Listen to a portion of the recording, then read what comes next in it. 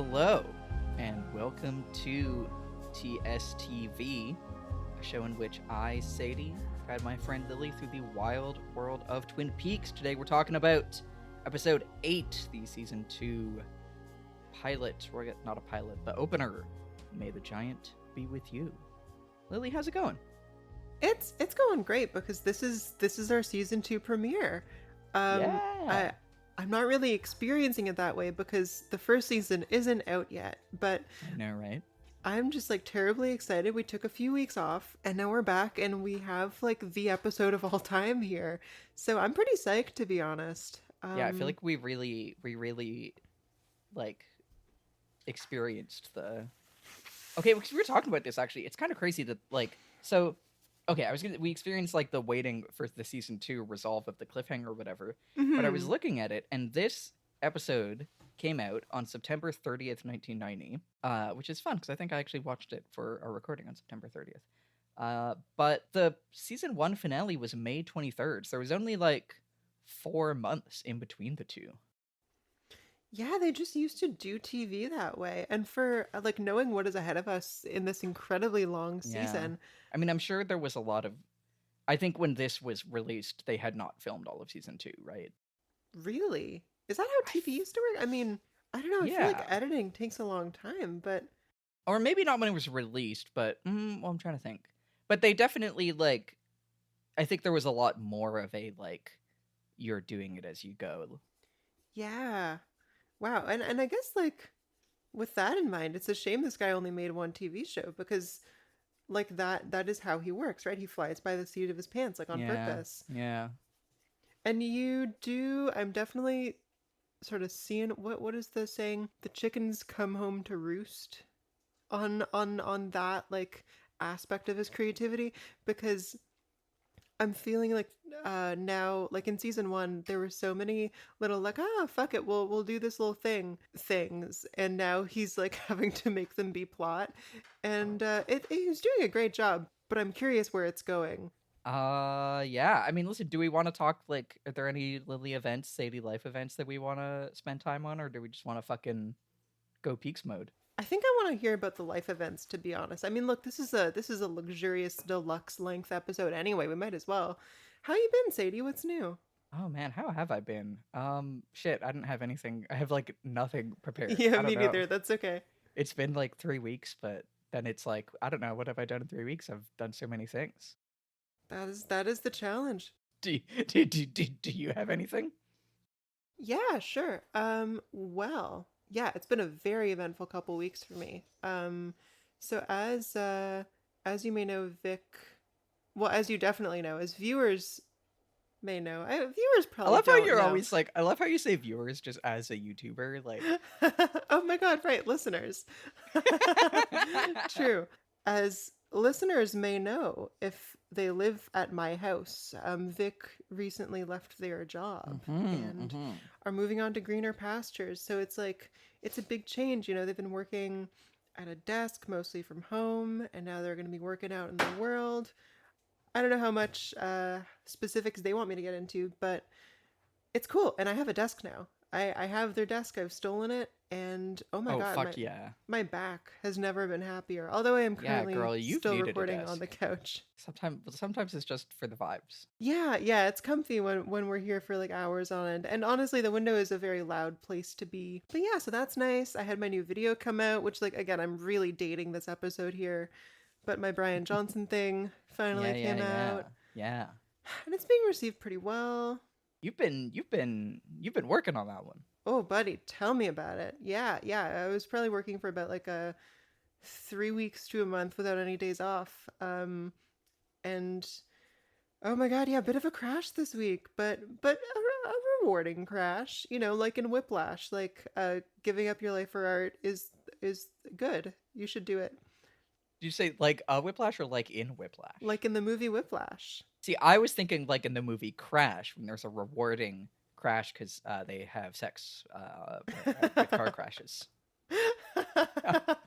Anyway, on that note, want to talk about Twin Peaks? Yeah. I guess we do technically have a show to make. So, this episode is a doozy. It is written by Mark Frost and David Lynch, and it is directed by David Lynch as well. Fuck A yeah. lot of the episodes have had, I think, Mark Frost and like other writers, and with like Mark Frost and David Lynch kind of show running. But this is it's the boys. Although this is very funny. The wiki tells me that Steven Spielberg was interested in directing this episode before David Lynch decided to direct it himself, which is Wow. really funny. That's awesome. You know, Spielberg is a great TV director. He did the first episode of Columbo, and that's like a classic. Yeah, it's very funny. Also, man, the wiki has like the timeline that says this is March 3rd, because the day that like February 24th is like famously the day that Dale is like, Diane, 11:30 a.m. February 24th, entering the town of Twin Peaks. So it's only been like 2 weeks, like a week and a half in A week the and a half? show, which is kind of crazy, right? That's nuts. Yeah, like this episode, by the end they're saying like it's like dinner time at the end, and I'm shocked and confused because this whole episode takes place on a single day. Yeah, they're working on a compressed timeline here.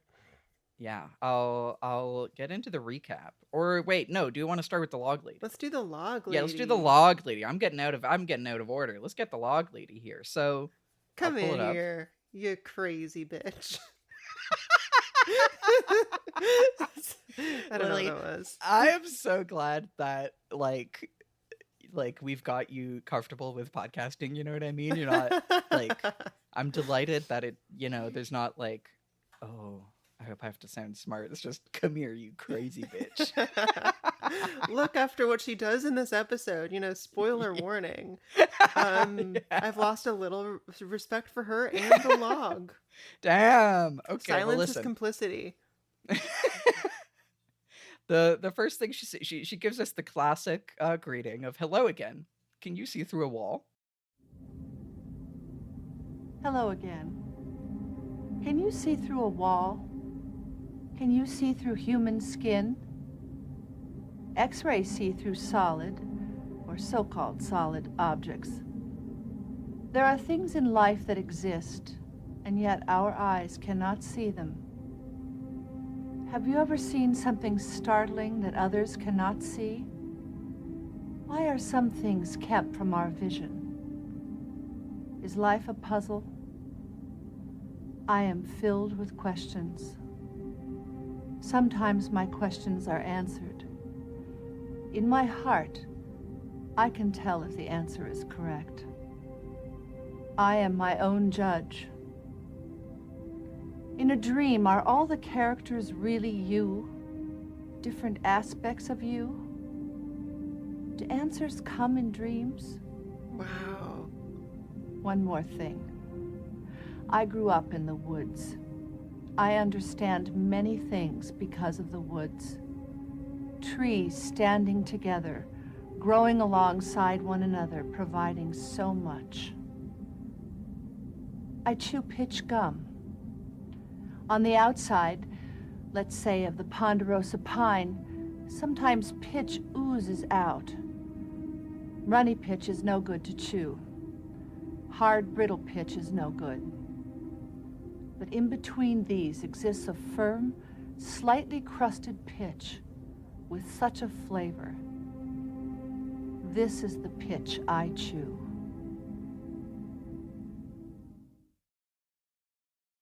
She lost me at the end there. Oh, that's so funny. Cause I was gonna say, okay, well, hold on. Is this because of her spitting her fucking pitch gum crimes?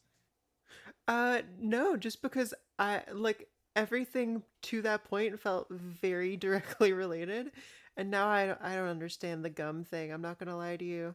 Okay, that's actually really funny because I think that the gum thing is, I think, I think is actually I think this is a big deal, the gum thing in some, and I Okay. think I know that there are like, this is something that like Twin Peaks community people that are like, this is again Sadie, who when we started doing this I was like, fuck it, I'm watching all the fucking Twin Peaks video essays and shit, could be, bitches go crazy over the pitch gum.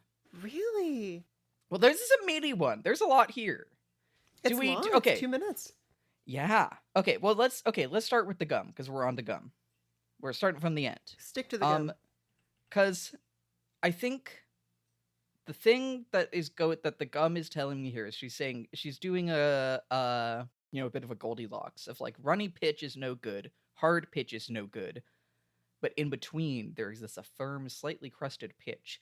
I think this this is like a reading that is like I have seen on the internet, but I think I agree with it that like this I feel is she is getting at, I think, what we have, and I think we will talk about in this episode also, like Twin Peaks's relationship with duality and balance, and like having having or wanting like dark and light, good and evil, you can't have one without the other. Sure. And like okay. I feel like this is saying that there's something there of like, if you can't have your pitch that's too sweet or too runny, and you don't want it to be too hard or too brittle, but you want some of both and you want in between. I think that's what I get from this. Sure. This makes sense. Okay. Yeah. I think I had been so just caught off guard by the pitch talk that I hadn't considered that. No, I think you're totally onto something there. Yeah. I'm delighted to hear that this is like a discussed thing among the fans. I guess when a show's been out 30 years, you kind of talk about everything. Oh yeah, and I mean especially. Well, I think also like she does say on the outside, let's say, of the ponderosa pine, which I'm sure is a real pine, but that obviously I assume is like the thinking pine, the ponderous pine. Oh, true. And I feel like he also just chose it because of the ponderosa pine. Like that has a nice punch to it. Oh, sure. Yeah. But you know what I mean? I think that we're like having things here about how to think through things, how like what, and I think this is like both Twin Peaks the town and Twin Peaks the TV show are very like, let's get balance, or let's have like these opposite forces. Anyway, yeah. There's a lot going on. Yeah. Do we want to do the I mean, was this your first time, right? Had you seen it, watched it beforehand? I forget. The Log Lady segment? No, I had not. Because you always listen to these like live when we're recording. You don't listen to them beforehand, right?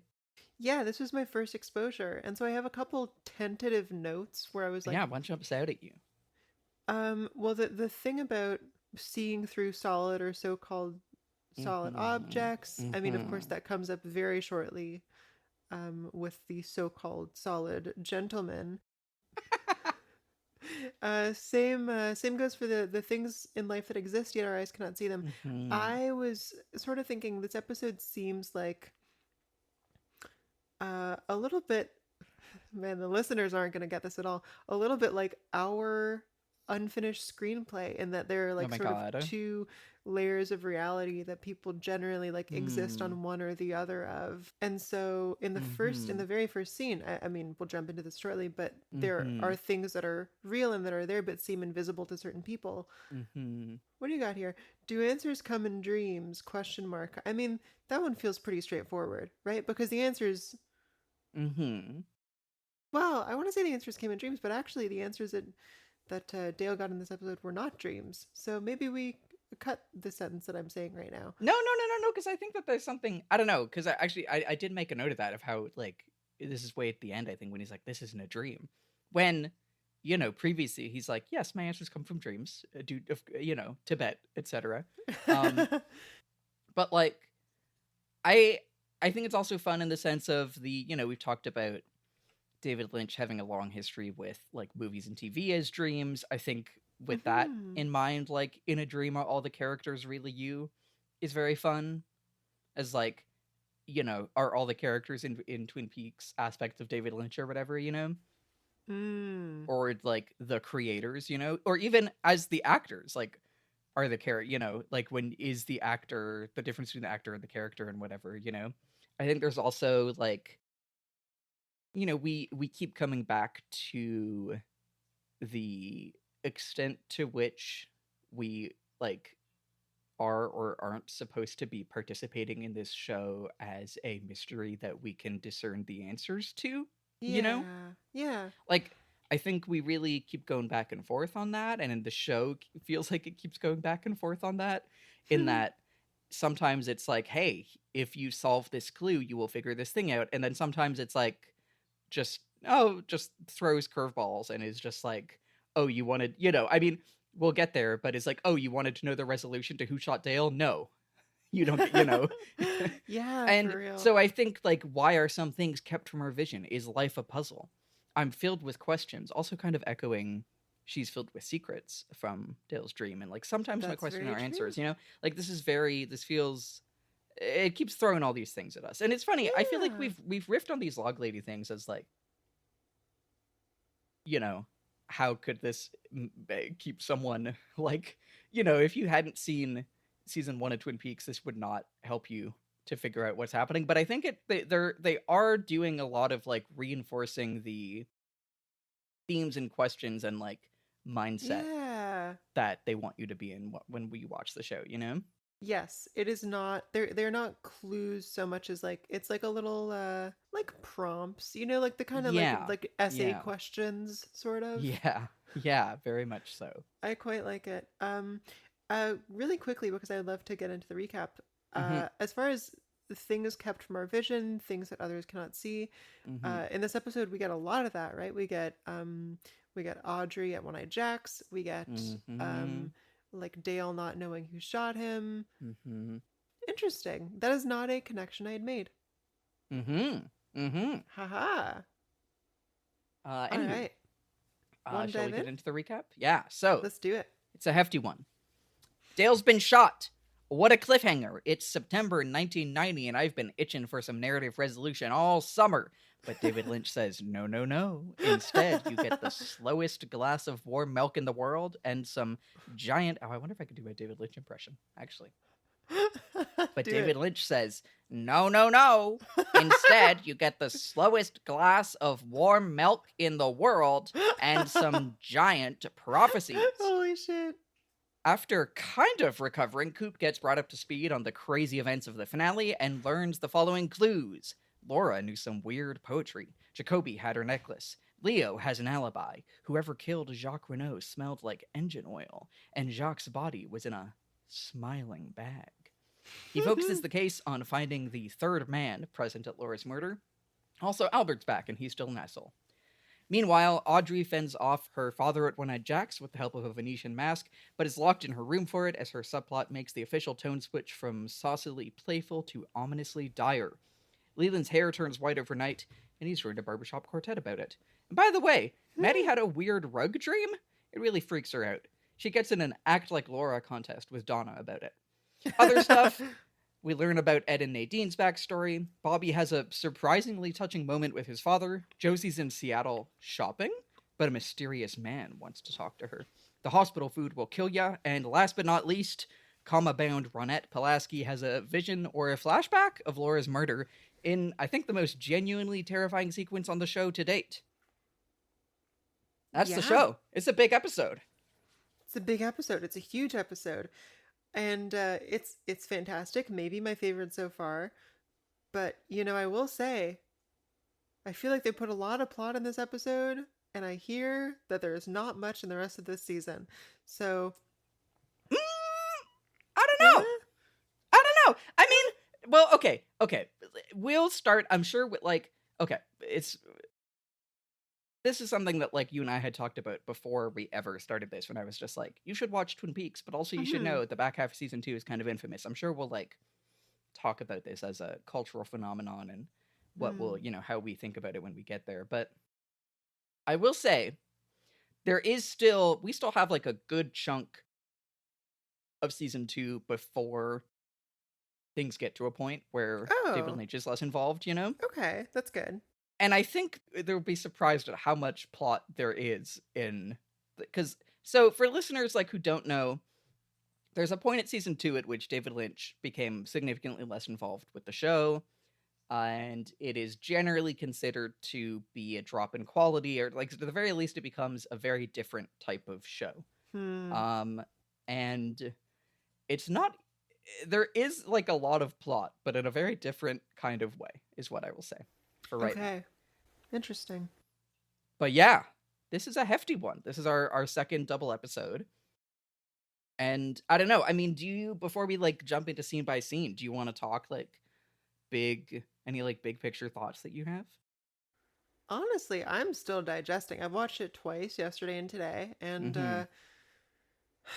honestly, dude, yeah, I got a lot of thoughts, but they're not going to make any sense without context. So I think we jump in. I mean, I think I can just say like I think this episode, the big takeaway that I had from the season 1 pilot was like that it feels like on the knife's edge between sincere tragedy and melodrama, And Hmm. if like we think about Twin Peaks as being kind of like a a dialectic, like having all these like opposing forces pulling at each other, You like would. the pilot feels well, of course. No, but like the pilot feels like caught in the middle, and it is like Sure. in every scene it feels like it's swaying back and forth about whether the people processing the grief is to be taken as camp or as like very seriously. The pilot is in the like season 1, episode Yeah, 1. yeah, Okay, yeah, yeah. But well, yeah. The the double the first episode one. that Yeah, start, yeah. yeah. And this feels like instead of being right in the middle and like swaying between the two, this like always struck me as having the two extremes of what Twin Peaks can be in one episode. I remember when I watched this for the first time, I watched it with our friend Benji, and I was saying to like Benji after the episode, like it's insane that the Mm-hmm. same episode of television had like Andy stumbling around because he bonked his head Yeah. and the final scene of like Holy Ronette's shit. vision, like I Mm-hmm. cannot think of two more tonally opposite scenes, and the fact that they were both in the same episode of television is crazy. And I really, really like this episode. I think for that reason, I also think this first scene that we're about to jump into is one of my favorites. And I think that is like my big impression of this as a pilot, is that it Mm. is saying like here are some of the biggest difference kind of swings that we can like everything is dialed up to 11 in a lot of ways. Um so yeah, jumping into actual scene by scene. Okay, so jumping in right off the top, I I love this opening scene so much. I Yeah. love uh like first of all, there's actually a fun little we have like a different intro than usual. We have like a different fade in with like the river, and the Oh, I'm music is so glad you just mentioned this. quieting. Yeah. Oh, did you have hashtag river thoughts? I have a bit of river thoughts. So, Okay. Go yeah, for so it. the Yeah. awesome. This opening sequence, like it plays out very similarly for a while, and then it just feels like it keeps going. It gets Mhm. like I'm not sure if it's actually a little longer than most episodes or something, but then right at the very end, you get a shot that is like of the water, seemingly like at twilight, Mhm. and the music changes, and just like a really ominous like whoosh or like hum Mhm. comes in, and then you cut to the lodge. But what this does for me is it reminds me like, oh shit, water. Like that's where they found Laura's body. Mm. That's not just this like serene, beautiful thing. That's where like the murder that's where part of the murder happened. Mhm. Which Mhm. is not something I was feeling at all up to that point in the title sequence, and I can't believe I hadn't even like thought of this. Man, that's great. I love that. Yeah, that's really nice. I also think it introduces like a little bit of a repetition that becomes a really important motif in this episode for reasons I Mm. don't totally understand. So you really think this theme song is going to be over, and then it just keeps going with the Mm. same 4 bars over and over and over, Mhm. long Mhm. enough to turn sort of ominous. And Mhm. yeah, I'm going to be watching for that through the Oh, I rest of love this that. episode. Yeah. And yeah, so I mean, speaking of repetition, I think this first scene. So, truly the last thing that anyone would have watched is, oh my god, Dale's been shot. And then we see Dale bleeding on the floor, I think it feels like reductive to say that this scene is like trolling viewers or whatever, but it does feel like there is a real strong sense of David Lynch being like, listen, you guys are expecting a resolution to the cliffhanger.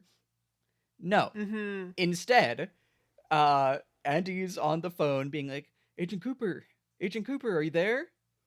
And I love how Andy just like keeps being like, Agent Cooper, what's going on? Like, he's just like, and instead, someone shows up, and it's an old man, is a waiter with a little bow tie with the glass of hot milk that Dale had ordered. Oh, and fuck. has the like slowest, most prolonged scene in the world of like bringing the milk over and like hearing Andy on the phone and like hanging up the phone, which is so funny, like just fully hanging it up. Oh god, doesn't say a word. Then he goes, doesn't. hung it up for you. Yeah, I know. It's just like he like struggles to hang it up. I hung it up for you. Cooper is lying on the floor, like blood seeping into his shirt, Just like, what's that? He's like, hung it up for you. I think he asks like, can you call a doctor? And he just goes, it's hung up. The phone. I'm like watching it. I have it open on mute. It's so funny. He brings him the bill. Cooper, and I love how like Dale is also just like the wiki here says Cooper thanks him, believing he called the doctor. I don't even know that that's like I have the scene like summaries here, but like I don't even know if that's what's going on. Yeah, I didn't take it that way. I thought like he's like whether it's just that he got shot, he's like there. So there is like the explicitly supernatural scene right after this, but this also feels in a kind of like Twilight realm in which he's just kind of playing by these rules of like, sure, man, yeah. Does this include a gratuity as he goes to sign the bill? It's so funny. Oh, he's so polite. What a guy. It's so funny. For me, it was that he realized like he was not going to have the energy to persist on this. He's just like, yeah, fuck it. I'll just thank him. Oh my God. So good. And then he leaves, and like as he's, he says, "Watch out, the milk will get cool on you." I like, there's something there, but like, this could be a like you don't have long to live kind of thing, or it is just, hey, watch out, you better drink your milk. Stop lying on the floor bloody. And he says, I've heard about you, and then gives him a thumbs up and a big wink, and then he leaves the room, and then he comes back. And the first time he came back, I'm like, oh my God. And like just like 10 seconds between all this. Comes back just to give him another thumbs up. I heard about you. Jesus Christ. And then he leaves. And then he comes back again and gives him a wink. And like this last time, Coop feels like he's trying to give him a thumbs up, but all he can do is like wave, like lift a finger. It looks like he's just kind of like, no, or like trying to get. It's so funny. And then he leaves. And like then we segue into the Giant. Just this in itself, I fucking love it. It's so funny. And like I went and took 5 minutes like going through all that because it's so important that like this is like 8 minutes into the episode. It's like, a long scene. It's so long. Like an 8-minute, I'm sure like, the first minute or 2 minutes of that is like the intro, but like the willingness David Lynch has to say like, not only are you not getting your cliffhanger resolved, but we are spending the first 8 minutes of screen time. Like this is the thing that Benji would always say, and I think about it so much of like how expensive a minute of television is, Yeah. And to just say, 8 minutes of this is going to be this insane scene of this guy laboriously bringing him milk, completely ignoring he's been shot, and then like 2 full minutes of him giving a thumbs up and winking and then leaving and coming back to do it again 3 times. And he pokes his head back in the 3rd time. I fucking lose it laughing every single time. Like that's genuinely like half a shoot day right there. It's so funny. Yeah. Please, I've been going, but please tell me your thoughts on all this. Okay, first off, perfectly cast. Holy shit. Oh, it's so good. I just want to say, like, that guy is so good at winking. Like, he makes it so charming, but his oldness also adds like a disquieting thing about it somehow. Yeah. David Lynch loves older people. It Putting this rules. guy's face in the show notes because look at this crazy wink. Like, okay, so that he just seems like he'd sell me like popcorn at a county fair, you know, and like say something nice about my niece or whatever. Okay, that also the thing in the log lady segment about, you know, things that are there but some people can't see, that feels like very much what's happening in the scene. The sense I get is that this guy can't process anything that is not like in the register of, you know, expected interactions and customer service. So seeing, you know, it's like seeing a fourth dimension, like finding someone shot on the floor. He can't process the gunshot whatsoever. This is the less malevolent interpretation, because I think he could also be some sort of evil demon goblin man. I have not ruled that out. My investigations will continue. I mean, maybe he's helping. He came to give him milk. Yeah, and okay, so I have another thing, but maybe we do the next little bit. Well, yeah, I mean, I think I think I have some thoughts just about this guy. Like, I think, you know, there is a big question, especially with what comes after, of like, is this guy supernatural? Like, is he the extent to which he is ignoring Dale's injury? Is that because he is just like, is, you know, are you just an old guy? Are you like, the description here calls him senile, and that didn't occur to me, to be yeah, honest. that feels opinionated. I feel like some of these wiki things, like, you know, like, is he, like you're saying, is he just like so absorbed in like the life of customer service that he's unable to see something out of it? I'm really, the way he says "I've heard about you" is really interesting. Kind of scary. Like, in what context has he heard about Dale, right? I think also, like, before we move on to the stuff with the giant, I just want to know, like, as how do you find this scene, just like as someone watching Twin Peaks for the first time, pulling up, like, did you have any expectation of how this is how it would go after him getting shot? Or like, I just want to know, just like experientially, like, how did you find this scene? Yeah, well, it felt a little bit like, you know, finally some good fucking food, in the sense that, of course, the whole show has been good, but I've been so craving this like weird sort of supernatural surreal stuff. So extremely rewarding on that front. It played with my expectations, obviously, in that the dude did not, you know, call the doctor or seem to care at all about the gunshot. But like, specifically when he left and then came back, I was certain this was going to be like a little return to reality, like, oh my god, this guy's been shot, what am I doing here? I've been like sleepwalking through this interaction. But no, it's just more nightmare. Yeah, so that's really sick. It felt like unforgiving in that way, sort of unrelenting, in a way I really like. Yeah, it's so fun. Well, shall we get into the next bit then of this? Let's. So yeah, the waiter leaves, and then a kind of spectral figure appears who's also wearing a red bow tie, and is also kind of like an older guy. Older guy with a really severe sort of bone structure. Yeah, right? Like, I think what's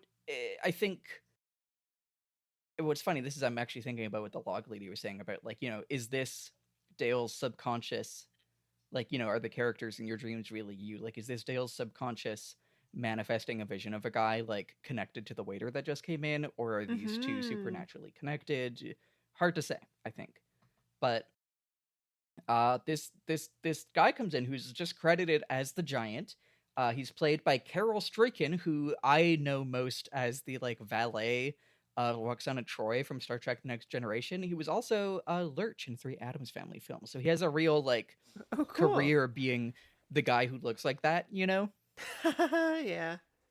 So yeah, this spectral giant appears, and just kind of walks up and says, like, the lights kind of like dim outside his room and kind of like light up above Dale as he walks in. And he says, think of me as a friend. Let me pull up the transcript, actually. So yeah, he just shows up. The first thing he says, I will tell you 3 things. If I tell them to you and they come true, will you believe me? Think of me as a friend. I love Cooper says, where do you come from? And he says, the question is, where have you gone? And he says 3 clues. First, there's a man in a smiling bag. Second, the owls are not what they seem. And third, without chemicals. He points. That is all he's permitted to say. And then he takes Cooper's ring and he says, I'll return it to you when you find these things to be true. We want to help you. Oh, and one last thing. Leo locked inside Hungry Horse. There's a clue at Leo's house. And I love the last thing he says, because all these things are very, like, said very prophetically. And actually, but before the Leo one, I think it's really interesting that, like, they're not, the Leo one is the only one that's, like, a clue about, in the way that it is, like, actionable. Like, all these other ones are just kind of, like, here is something that will happen, and then when you see it, then you'll know that I am actually prophetic. Like, it's kind of a, the cock will crow 3 times, and then you'll have betrayed me, or whatever that Jesus says, Like, they're given not really as directions or instructions, but as, like, proof of my ability to know the future, But I love the last thing that he says. He just looks at when he goes, you will require medical attention. Which is like, it's kind of like, damn, you really pulled out the prophecy on that one. Yeah, thanks, buddy. It's so funny. At the same time, it's a great, like, groundedness. It's a great, like, oh, this is, yes, like, spectral and weird, but also we are engaging with reality in a way that the room service guy was not. Yeah. So I think, honestly, most of what I have here is I just want to, like, bounce stuff off you about this scene. But do you want to go ahead with anything, or were you going to say something about this? Well, obviously, I'm very interested in these prophecies. Mm-hmm. And I understand instantly so many, like, pop culture references now. I've heard people say that the owls are not what they seem many times. And yeah, I that's just thought, definitely like, one of the, like, it's definitely, I think, the most evocative of these, and the most, like, ooh, watch out, Ooh. Honestly, I always thought it was like a Welcome to Night Vale reference. Oh my god. But no, it would this be, makes it totally would be. Yeah, okay. The man in the smiling bag, I guess, is resolved later, maybe. The owls not being what they seem, that's fascinating. There's been a bird motif, which I personally love to see. The birds as, like, the sort of eyes of the forest. They maybe are able to share wisdom. There's, of course, the birds are always singing a pretty tune thing in Cooper's first dream.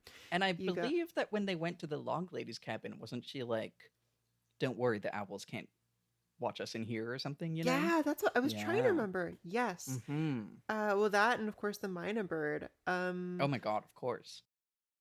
Yeah, so, like, I hope this show ends up pro owl. I'll tell you that much. I wouldn't want to do anything to disrespect those guys. They have it hard enough. Habitat loss and all that. I mean, look, they're doing logging. Like, I think they should be allowed to do a little peeking in. I could do a whole show just about the owls. Are we ever going to see the owls? If they're only ever mentioned, I think that's almost more interesting. Like, alluded to as if they're like a ghost, Can you imagine if it's like not? It's actually like in like 5 episodes where, like, the Twin Peaks high school rival high school football team, the fucking the Single Valley Owls are coming into town to play, but they're not what they seem. That's great. That's really, really good. I mean, I kind of want to press you on some called shots on these. Do you have any speculation about what these mean. Either the owls are not what they seem. That one feels like it could mean something specific, or it could just be a general ominous warning. But I want to know, who do you think points without chemicals? And what do you think that means? Oh my god, like I have no fucking idea. Like when I think of chemicals, what has there been a chemical refining plant? I feel like no, and I just mistook the mill for that, where they had the shootout. I think the mill was like, it was, I think I had said that the real life location was some kind of like refining plant, but I don't think in the show universe it was supposed to be. Yeah. Or it actually, really wait. look like I picture a mill, but no, wait. I think actually there was, actually now that I think about it, I think it was like some kind of refinery plant where they arrested Jacques Renault. Wow. So I think that's our most, I think that's our most explicit chemical. I mean, one could think of drugs. Are there characters, like, what is pointing? Is pointing to snitch someone out? Is there someone who's going to snitch someone because they don't get their drugs? Is it a literal, like, you tell me. What do you think? What's the short king's name? I wrote his name as only Short King for this episode. Are we talking about Jerry? Yeah, so he loses his chemicals at one point in this episode. Oh, that's true. That's true. And he's a bit of a little fucker, He's a bit of a pointer. I could see, you know what? I could actually see him caving and collaborating with the investigation if anyone's going to. Actually, I like that as a called shot. Great. Yeah, let's do that. So we're saying that, so Jerry is going to like have his drugs or something, like they're going to be intercepted, or he's not going to have them. And then under pressure, he's going to like rat on Ben or something. Yeah, let's stick with that. My actual confidence level is about like 7%. Honestly, I'm almost certain it will not happen, but I do like the guess. I mean, like at this juncture, if I'm gonna guess anything, it's that. Mm-hmm. Okay, the thing about there being a man in the smiling bag, right? Mm-hmm. That, like, there's nothing about. Do we just get to that later when this comes up? I mean, I think we can. You know, we can. I think we can say it now. Sure. Whatever you have. The man in the body bag who we see shortly, the bag is not smiling, and I like it doesn't do anything figurative that can be like linked to smiling. It's a very ordinary body bag. Well, I think it's more when we see it hanging, it looks like a smiling mouth, right? Really? I didn't catch that. Hold on. I'm not talking about when we first see it. I mean, like, this is later on, when where Ed is giving his backstory. Coop, here. I'm grabbing the screenshots. I'll just drop them in the Discord. Oh no, I posted the winking man again. Yeah, can we get that as a custom like emoji? Oh my god, yes, we should definitely do that. Coop like walks up and sees the body bag hanging to dry above some sinks and says like, "Man in a smiling bag." Yeah, you missed this shit. Look, because that's a smiling bag right there. Holy shit! Ah, well there you go. Okay, because you fucking looked away from your TV screen. No, I just thought it was like a garbage bag over a broken mirror or something, and I thought that Coop was just like musing about the hints he had been given. No, I think that's like the body bag that he was in. Oh, you're that's so been, like, right. washed out. Yeah. There we go. Yeah. Because that's a smiling bag. If there's ever been a bag to smile, if it is to be said. Yeah. if it is, what was the fucking? Wait, are we going off? So it is.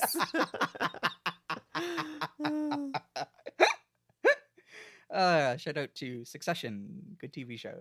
Good TV show. Okay, so like, do you feel like that is do you think we're gonna get another more smiling bag, or do you think that's it there for that one? That's gotta be the bag. I feel like yeah, totally. Do you can I press you to make a crazy called shot about what the owls are and how they're not what they seem? Well, I think they're not owls. I think they're like there's a long history of birds being like heavenly messengers or having access to some sort of higher realm. I think that they're malicious actors for a spectral evil murder man. However, I don't support this representation, and I want you to know that this statement is not an endorsement of anti-owl anything. Yeah, it's, Um, it's a problematic show.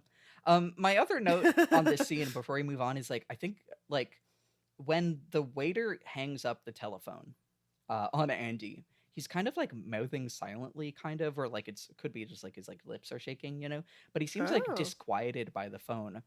And yeah. I think with how much we've had, like, we were talking about this in the pilot, and I've kind of been on like phone watch, and like phones as communicating electricity and communicating like someone's voice through electricity, and Mm-hmm. this being connected to spirits and the woods and everything. I know where you're going, and I like it. Yeah, I mean, I don't really have anything concrete, but I'm just like, interesting. Well, actually, where do you see me going? Well, just the fact that birds have the ability to like recapture and replay sound. Oh, and they And can sit on phone lines. oh shit, that's got to be it. Yeah, no, but actually, uh, that's really true. Yeah. I mean, yeah. Oh my god. Well, I mean, everything with the fucking Waldo that we like. Waldo. Yeah. Yeah. And so not that that's an ability that owls have, but there's some sort of connection between. Yeah. But yeah. Yeah. Anyway, the other that just like struck me about the waiter how much the show keeps drawing attention to telephones, and I think not super explicitly, but I think there being some kind of like spirit type thing going on there. I think the way he's like, I gotta hang this fucking phone up, really jumped out at me. Yeah. Yeah, that's great. Yeah, and again, like I'm the him saying like I heard about you is really interesting as like the thing for him to say, because like that would a waiter at the Great Northern just have been like, oh, did you hear there's an FBI agent here? Sure, maybe. But it does feel like portentous the way for him to announce like I've heard about you. Yeah, Yeah. I Anywho, agree. shall we jump on to Audrey's misadventures? Well, if that's one way to put it. Yeah. Yeah. Yeah. So Predicament. so last we saw Audrey, she was enlisting at One Eyed Jack's to get more information about Laura potentially working there, Mm-hmm. and her father has just walked in as a client, and it is like being Mm-hmm. revealed that he is the big boss of Yeah. this underground place. So she hides, she panics and hides. She closes these sort of like curtains around the bed. This motherfucker, God. Mm-hmm. Uh, uh, Ben like opens them to find her under a blanket, pulls it away to find her under a mask. There's several layers Mm-hmm. of sort of distancing here. Mm-hmm. Um, she is like hitting him and asking him to keep away because she's shy, and he is super persistent in a like a way that makes you understand why predators are called that. Mm-hmm. Because he's talking about huffing and puffing and blowing the house down, and he feels like a genuine like it's like you let a wolf loose in the room. Yeah. You know? And the bit here that like really gets me is when he's like, okay, I'm leaving, and like walks away to like I think like locks the door but then come back, but like she's like getting in a defensive posture again because like she knows that he is lying, Yeah. is like God. quite grim. Yeah, to know that about your father. I mean, not that they Yeah. had a great relationship to this point, but I'm curious and dreading how this will impact their relationship for the rest of this Oh season. yeah, and there's another note of mine, like he doesn't recognize his daughter's voice, you know what I mean? Yeah, and I thought she was going to be like whispering or disguising her voice. She's Yeah. not. It's Yeah. just her. So yeah, he is extremely persistent, to put it gently. But eventually is called away by Jerry, because there's some sort of happening elsewhere, which I assume is the thing that we briefly get a cutaway of. I guess it Yeah, may or 'cause may not be that. this scene is kind of like cut, which is so weird because I think like when they were here, it's because they were fucking getting the Swedes or the Norwegians. I think it was the Swedes the Finns, one of them, to The sign Icelanders. the Icelanders to sign the deal. But like honestly, the big thing about this scene is like One-Eyed Jacks is like literally transformed. It is not a party, like even to the point that the room, Audrey's room, is an entirely different like piece of set design than it was. Really? Yeah. The wallpaper is much darker. The 4-poster bed has like a different. It has like the black lace that it didn't. Like it is like a differently set room. It's like a lot of the same. It's the same kind of idea, but like it is literally darker and like more oppressive. And you know, like it's right. Like, and obviously that's like the season break, but you know, I think they're like, okay, no, this is like a different place. And like by the same token, you know, allegedly like 10 minutes, like, you know, literally 5 minutes earlier, I think maybe even I think some of like the set design. Oh, and there's like a different painting on the wall now in good catch. Yeah, it's like this woman who's like seems kind of like despairing, you know. This is in the room that Audrey is in. Yeah. And like there's like the room that Blackie's in again. It has these like really dark wallpapers, and like, you know, the last time we saw them here, it was Ben and Jerry being like, haha, yippee. Oh god, what was her name? What was the Icelandic woman that Jerry was trying to woo? Do you remember? Helga. We're No. close. Hold on. I'm looking at the. It was like it was a deleted scene. Heba.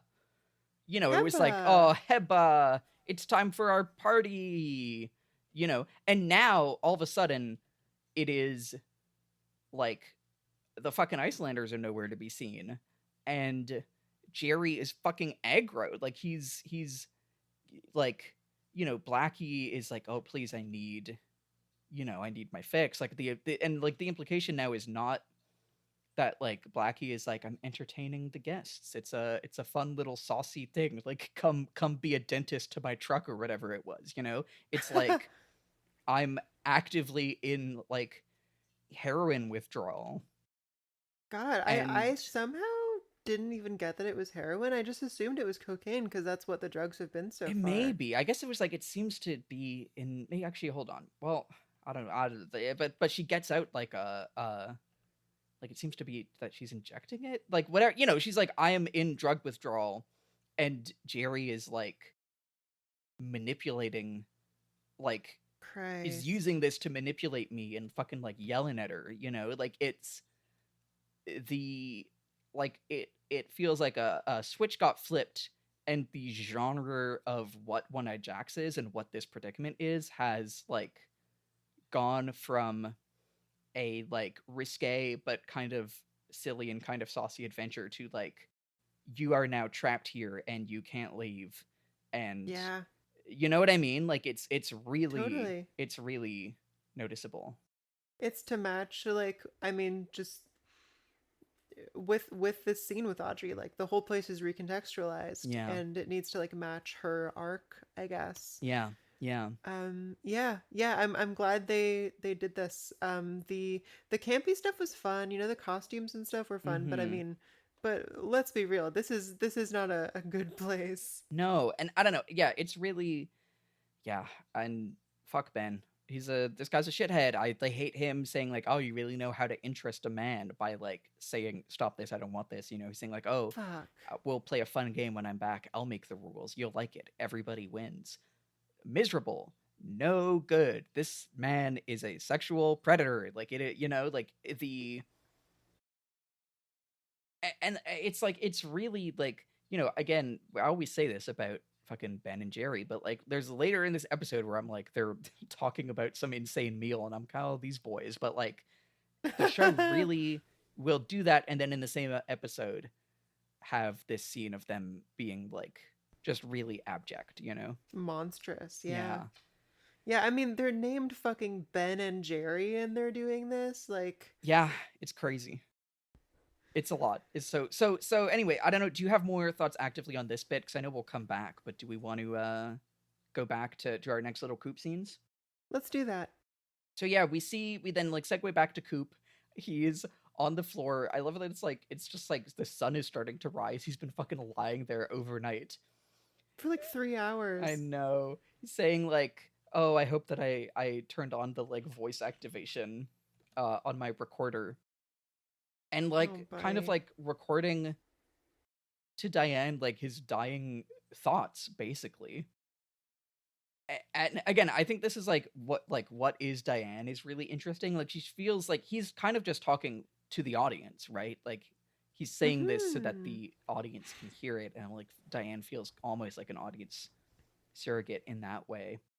And we had asked previously, like, the logistic of this Diane thing. Is he mailing back the tapes Yeah. every day? Yeah. It doesn't really make sense unless it is someone who, has instant access as we do. Yeah. I think it's a really smart choice. Yeah. And so, this is how he lets us know that he was wearing a bulletproof vest, but he would lift it up to fold the vest up to try to chase down a wood tick. So he got shot by one of them, He says, if you can imagine the impact on your chest of 3 bowling balls dropped from the height of about 9 feet, you might begin to approximate the sensation. But then he says it's not that bad. Yeah, it's so funny. It's and then he goes to touch. He's like, oh my god, the ring is gone. So the giant really did take his ring. I love also like I think when the giant takes it takes him off his pinky. Because this makes me think, like, has Dale been wearing a pinky ring the whole time? Like, right? Like, did I just not notice that? I don't know. It could be that it's just like, I wouldn't surprise me if it's not in, like, season 1 or whatever, but... Oh, actually, that reminds me. Yeah, that was, like, another big thing from that. I think, like, as far as imagery, taking the ring... I mean, obviously it does the whole thing of, like, oh, there is a physical... proof in a way that this wasn't just something you were hallucinating, Sure, yeah. But it's a very loaded image, right? Like, we think of wedding vows, we think of, like... I mean, that's the big one that jumps out at me, but... Definitely. Yeah, I don't know. I think that is a piece of imagery that feels like, let's keep an eye on that, I agree. It's just, like, a very loaded and meaningful... I mean, because it could have been his bow tie or whatever, but it would be the same. Yeah, totally. And, like, is Cooper now, like, wedded to these supernatural powers in some way? Like, is this, like, sealing his fate to them, but they're helping him? There's a lot going on. But it makes it feel like a folktale. Yes, it does. It really does, yeah. And so just as he is, like, losing consciousness, the officers all jump in. And then there's, like, I love the, like, way the scene transitions to him waking up in the hospital bed has, like, this crazy sound effect and, like, this, like, warp, like, slide visual effect of him kind of, like, coming to in the hospital bed that's really fun. I love they show him the wood tick, like, it's like, oh, there was a wood tick. And the doctor's like, I guess that would explain this, and holds up, like, the bullet with the wood tick, like, impaled on it is so funny. So sick. We learned that the gunman was wearing a mask, so he wasn't able to see their face. Which makes me think, do we think this is the same masked figure that was beating up Jacoby in the finale? Oh. Well, it would be kind of rich if they had nothing to do with each other, What I thought of was Audrey wearing a mask in the previous scene. That's true. Not that it would be her, obviously, but that it could be someone from One-Eyed Jacks. Well, and that is, like, this episode is throwing a lot of masks at us, I think the idea oh no, don't throw masks at me.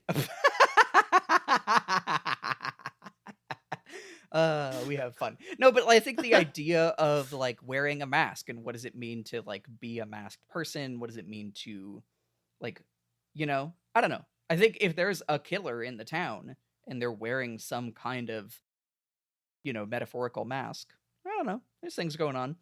But, so yeah, we learn, they tell Dale all the insane things that's happening. He's like, how long was I out? Because as we remarked, it was a crazy night. I love Hayward saying we haven't seen this much action since the Elks Club fire of '59, which makes me just curious about what that is. Yeah, but also, like, was that really crazier than... I mean, do you happen to have the list here? Because the list of what has happened is genuinely nuts and, like, a great moment of, like, comedic levity. Yeah, here, let me pull it up. Lucy's saying, and I love like Lucy is kind of like reading this off her notepad, like as if it's like the meeting notes. Leo Johnson was shot, Jacques Renault was strangled, the mill burned, Shelley and Pete got smoke inhalation, Catherine and Josie are missing, and Nadine is in a coma from taking sleeping pills. So I guess they had about that much action in the Elks Club fire. And I love this sorry, the action contains a fire. yeah, there was a fire. Yeah. Anyway, sorry. It's so funny. I love this is obviously also I think bringing the viewers back up to speed. It's the new season. Here's everything that happened in that finale in case you forgot. And I love similarly in terms of like bringing the viewers up to speed. I think Cooper says like, Harry, you need to get a search warrant for Leo Johnson's house. No need. Leo was shot in his living room, and Lucy says Deputy Brennan found him. In terms of like bringing the viewers up to speed, also going, oh yeah, she's beefing with him. Oh wow, I took it totally differently. That's funny. How did you take it? To be honest, like my memory of the season 1 finale was that she was so impressed with his police work that they were going to make up. Like he had regained. She her was respect. kind of, but I forget if that was before or after. No, because remember, because that was the scene where like she was impressed, but then he went to go talk to her, and she was like, "I'm pregnant," and then he walked out freaking out, and then she was like, angry again. No, you're right. So I read this as boastful, I guess. Like I read this as like, and thank you very much, my boyfriend did it. Oh no, I definitely, because I feel like this is how she's been with the whole time she was annoyed with Andy. She was always like, Deputy Brennan. That's true. That's very true. Yeah. Yeah, no, I think you're right. But yeah, we get all that caught up basically. I love like he is instantly like, well, I've been shot, but like what's the thing he says? When the will is invoked, the recuperative powers of the physical body are simply extraordinary. To just say, listen, don't worry about it. I'm shot. I'm gonna keep going. Then the show just lets him. Yeah, it's really funny. He has like a couple scenes of kind of like hobbling, and then he's like, "Oh, I'm just back at it," Listen, the will is invoked. Invoked the will. Oh, we didn't even touch on the Tibet thing. Oh, that's true. He does remark. Yeah. A little bit. Yeah, I think this is like, while he's dying, he's like, yeah, he's thinking about like, I would like a general to treat people with much more care and respect. I would like to climb a tall hill, not too tall. Sit in the cool grass, not too cool. I love him like still having asides, as he's dying. I wish I could have cracked the Lindbergh kidnapping case, which is so funny. Like, it's just a famous kidnapping historically, Oh my god, wait, the one from the 30s? I just assumed that this Dude, I thought that this was I thought he was referencing so like funny. A related Pacific Northwest crime. That's awesome. And yeah, he says, it goes without saying I would like to visit Tibet. I wish they could get their country back and the Dalai Lama could return. It's like this guy, he's on his shit, We love the 90s. Yeah. Yeah, no kidding. And so yeah, he gets it all caught up. Otherwise, we are kind of given a we're seeing Shelley in the hospital. There's a reporter on TV who's actually played by Mark Frost. A little Mark Frost cameo as the reporter. That's cool. Yeah. We get footage of the sawmill being burned to the ground, and the footage is crazy. I feel like the footage, it's got to be stock footage from something, but like it looks so much more. Like it looks like Dresden. Like it looks like there are cars burnt out. Like it looks like a lot more than what we saw at the end of season 1. And you can tell it was shot on like video as opposed to film. Like it has a different quality to it. Yeah. But it was cool. But yeah, let's see. I don't know. We see Jacques Renault's corpse being wheeled by, which is where we see him in the bag to then be the smiling bag, and we see Ronnette Pulaski start to stir, which will return. I think next up, then we're like going to. Oh, this is when we get the Leland scene. Do you wanna get this one? Oh, Jesus. Yeah. Okay. So we start with Maddy and Sarah Palmer sitting in their living room. And Sarah is maybe a little more together, but still in a very, rough place. Sarah tries to like strike up a conversation, asks if Maddy misses her mom. And Maddy just like basically doesn't acknowledge it. She just goes, Aunt Sarah, I had a dream last night. And she tells her about, God, What was it this dream? I She says it was the rug right here, right from this angle, Williams, where I'm sitting. And, Sarah just locks in instantly. Was Laura in it? And that's where Leland just kind of comes in. But we know she was having some yes. kind of dream about the rug. So Leland comes in with sort of what turns out to be one of the most haunting performances in this episode, in my opinion. He is in a black suit, which is sort of out of step with the general attire of the town, and his hair is just pure white. It has gone white in the last 6 hours. Yeah.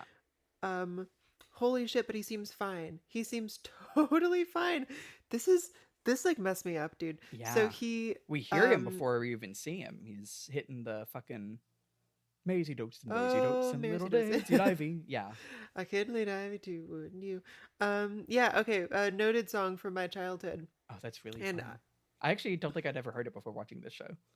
Oh, damn. I think of it as like something that is Canada famous. Huh. Probably because I am from Canada and I knew it. That's not. It's so true.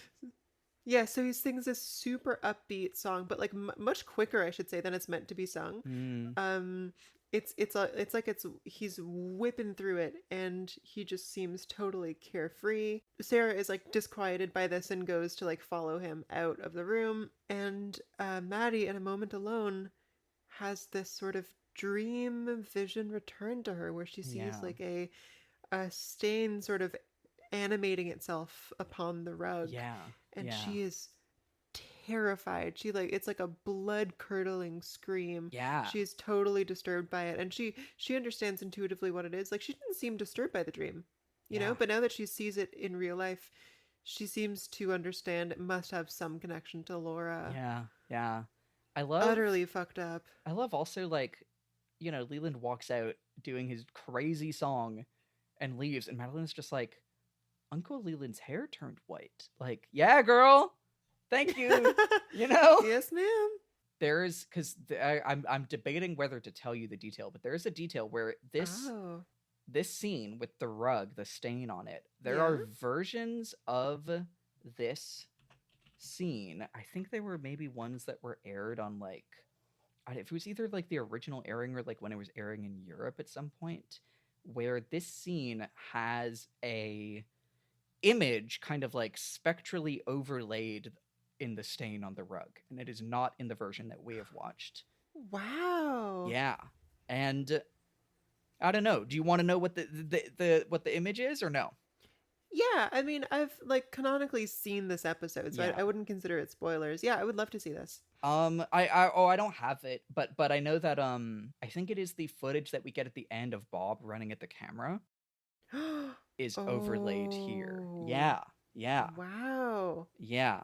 So, who could say? That's not canonical, but who could say? Wow. Very interesting. Yeah. Why is it not canonical? I mean, it's not what we saw. But it's not like, this isn't, there are, like, I think the currently released versions of Twin Peaks, they don't have that. You know what I mean? Like, it's kind of a, like, fucking, like, Han shot first situation, of, like, they have decided that the version of Twin Peaks that they want to release does not contain that. Sure. Okay. And, that could be because they, like, that was a direction they were going down, that they decided to go a different direction. It could be, who knows? I don't know. I couldn't say. Huh. But yeah. Oh, dude. Yeah, any last notes on this scene?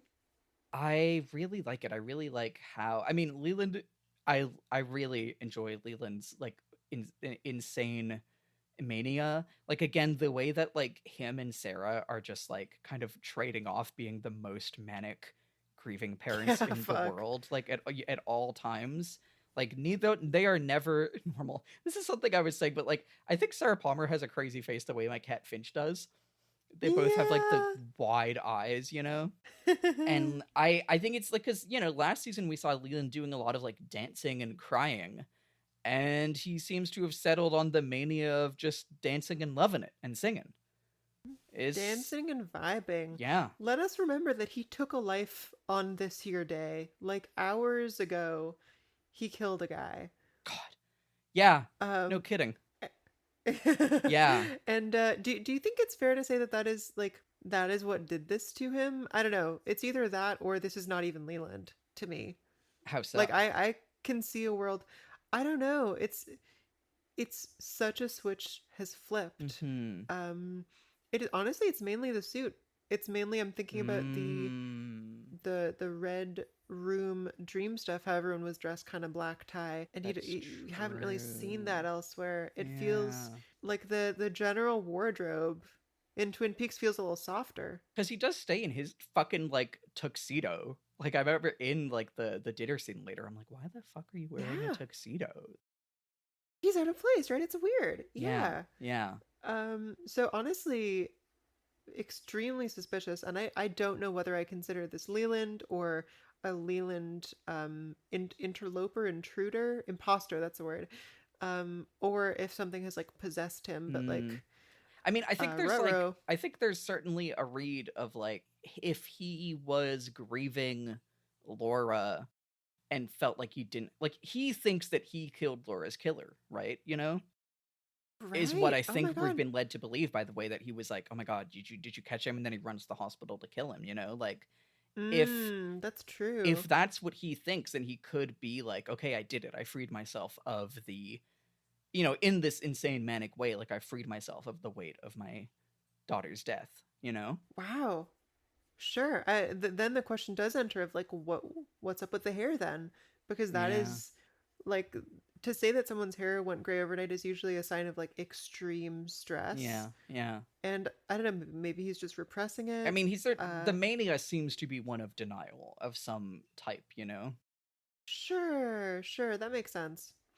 What do you, when you say, because I mean, obviously, like, you know, with Madeline, we've seen like, you know, the show is very interested in doubles and like replacements. And one of the things that I was maybe going to have us look at before this episode, but we didn't, was like a bunch of like best-selling crime authors of the day make their predictions about Twin Peaks.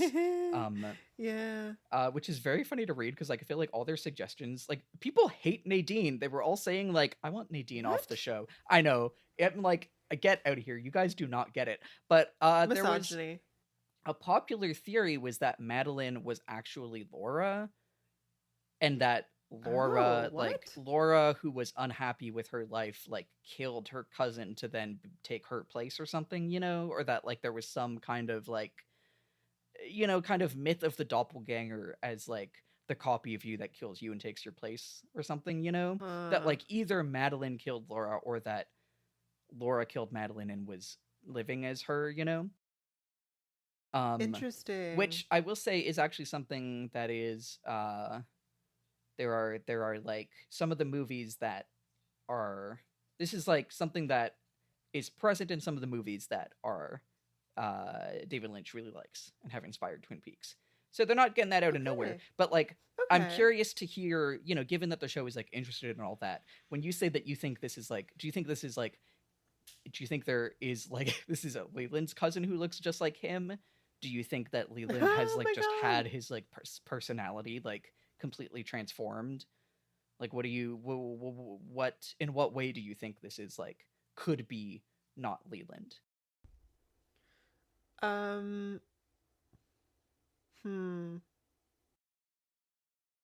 Man, well, it's so early that I really don't feel confident like actually placing bets, but if I'm just going to speculate, I think that maybe doing the murder maybe like corrupted him somehow, or like it like took some piece of him away, you know, just like took it was at the hospital, which is where we saw the one-armed man around the hospital, if we still think that he's related to spirits and stuff, you know, and he's not just a humble shoe salesman. That I have questions. I do have questions. It could have like opened him up to, anyway, lots of things. Interesting. Yeah, I can't say anything definitively. And neither can I. But yeah, so, I mean, we get Leland singing, and then he just goes to Ben and Jerry to start, like, leading them in song also, basically. Yeah, and they're fucking digging it. Like, they're vibing hard. Ben jumps up on the desk. It's so funny. Okay, wait, watch the screen share, because this is the bit that I think someone posted on this at one point. it cracks me up how Jerry does like one, the way they're discussing their business and instantly are like, it's fucking singing time, it's dancing time. But watch Jerry, the way he does exactly one worm is so fucking funny. He's just like, whoop, and then I'm done. And then he's satisfied. It's And he does a so- little boogie on the floor for a It's second. so funny. They are like summoned by the song. They're just fuck it, we're balling. God, I I can't help myself but like crush on him slightly because there's something so That's what I mean. lesbian. Yeah, no, like the way that these boys are the worst fucking guys in the world, but every time they're on Yeah. screen not being like that, I can't help but be charmed by them. Is That's like the thing. so interesting. It feels a lot like The Sopranos, you know what I mean? Like I know you just started you've been watching Mm. that, but like that is also, I think, The Sopranos is a show about like these guys fucking suck, but you keep being entertained and charmed by them, Absolutely. Absolutely. My other silly note on this scene is, I think when they're discussing before Leland comes in, Ben is saying like, I want a complete medical on Leo Johnson and his prospects for recovery and a satisfactory explanation from Hank Jennings why Leo isn't being measured for a plot in Ghostwood Memorial Park. have you seen that fucking, the supercut of Fred from Scooby-Doo saying treasure? Hold on, let me pull this up. Oh, that's really funny. I Yeah, need please. to pull this up. And they're carrying treasures from the pyramid. They're carrying treasures. Before the treasures are smuggled out of the country. Stolen treasures. Treasures. To this day, whenever the word treasure is invoked, I just think, oh, the treasure. And that is the same way that Ben is like, why isn't he being measured? That's great. So a Leland note here. Mhm. I had mostly been considering him like a desperately mourning, sad dad. But he's an associate of these guys somehow. Like I guess I Mm. maybe knew that they had some sort of connection like that, but we hadn't really seen it explored. So Because he says at the end of the episode, he says like, as their lawyer and yours. So I guess he's like he's the attorney. Yeah. Oh my God. Well, that's not good. And that makes me feel like he would probably know about One-Eyed Jacks, but what do I know? That is definitely, I think, a big question. Yeah. Yeah, this is just another like parallel between, Audrey and Ben Mhm, versus mhm. Leland and Laura. Mhm. Woof. I worry. Yeah. Yeah. No, I mean, I think we have not seen, except for like the first like 5 minutes of, the first episode, we have never seen what Leland is like when he's not going insane about the death of his daughter.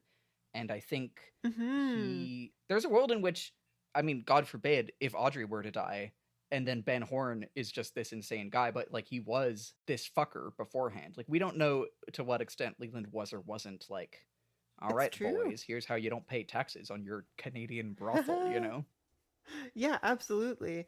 That I don't like that possibility, but it feels very real. Yeah. So next up, we just get some like nice proper detective work. We get the boys. we get the boys inspecting Leo's house, trying to figure out what exactly happened here. Because of course Leo was shot. Now they're like doing crime scene investigation. Cooper deduces that something heavy fell against the TV, and it could not have been Shelley because she's 99 pounds soaking wet. They make some important progress. Andy finds Leo's jacket, which smells of gasoline, which Yeah, how does he finally find it? links him to the arson.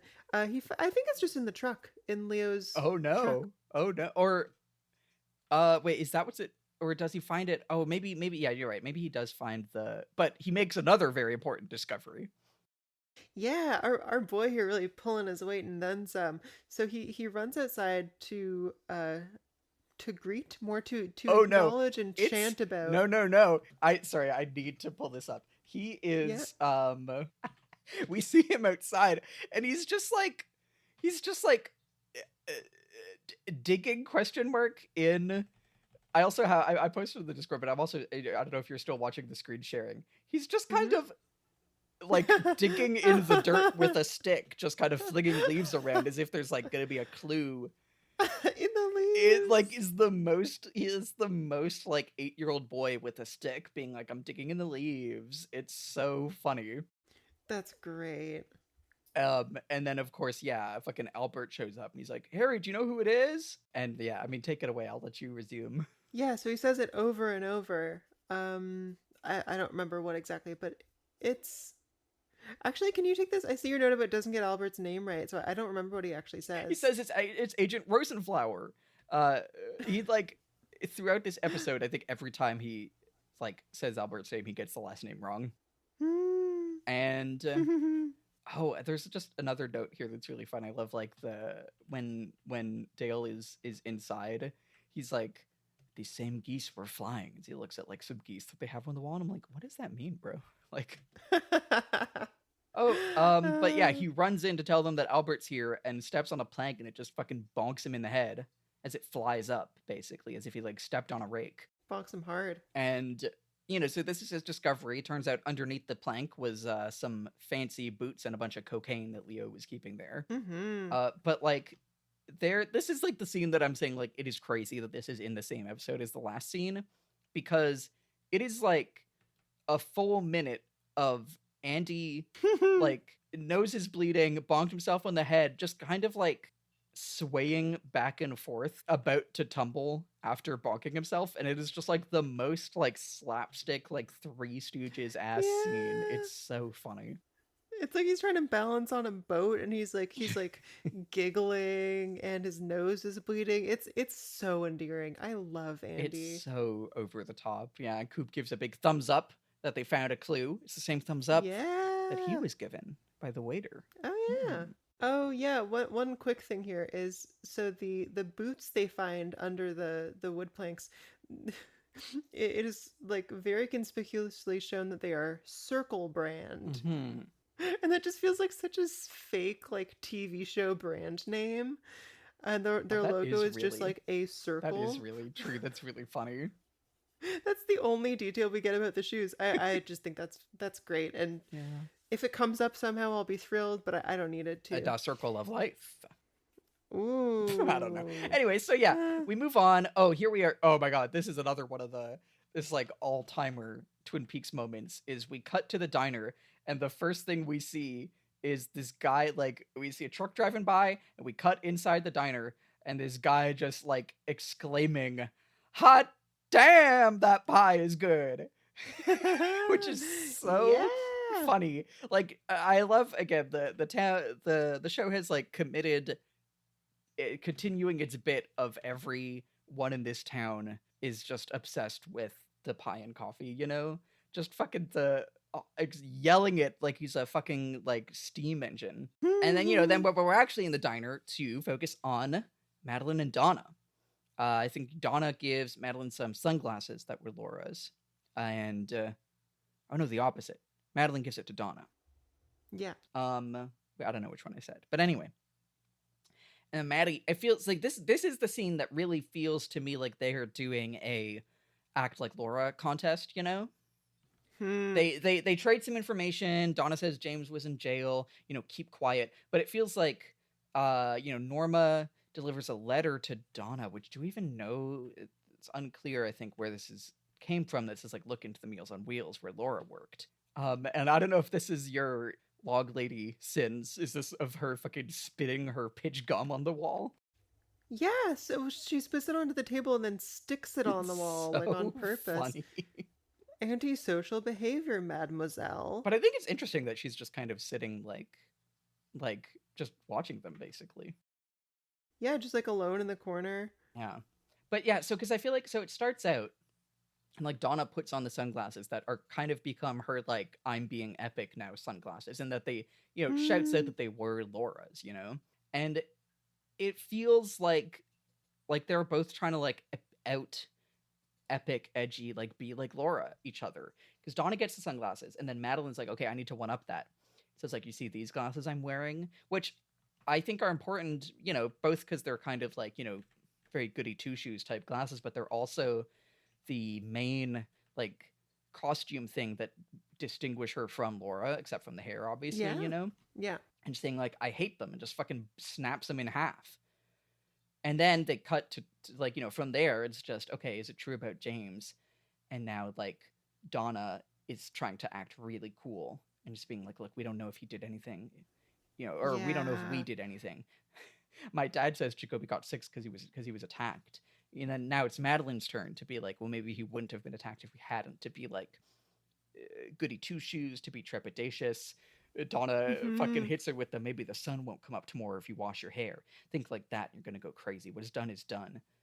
Get the I picture. love it. Yeah.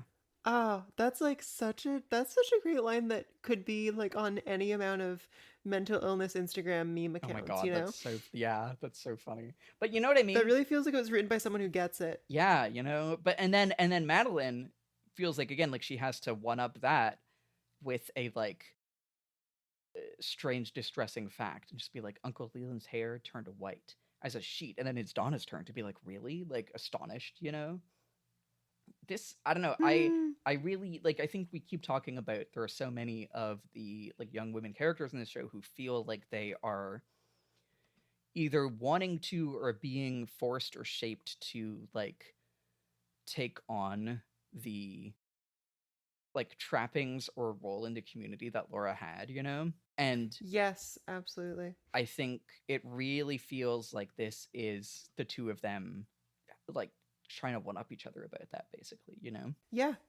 I absolutely see that. Yeah, they're, man.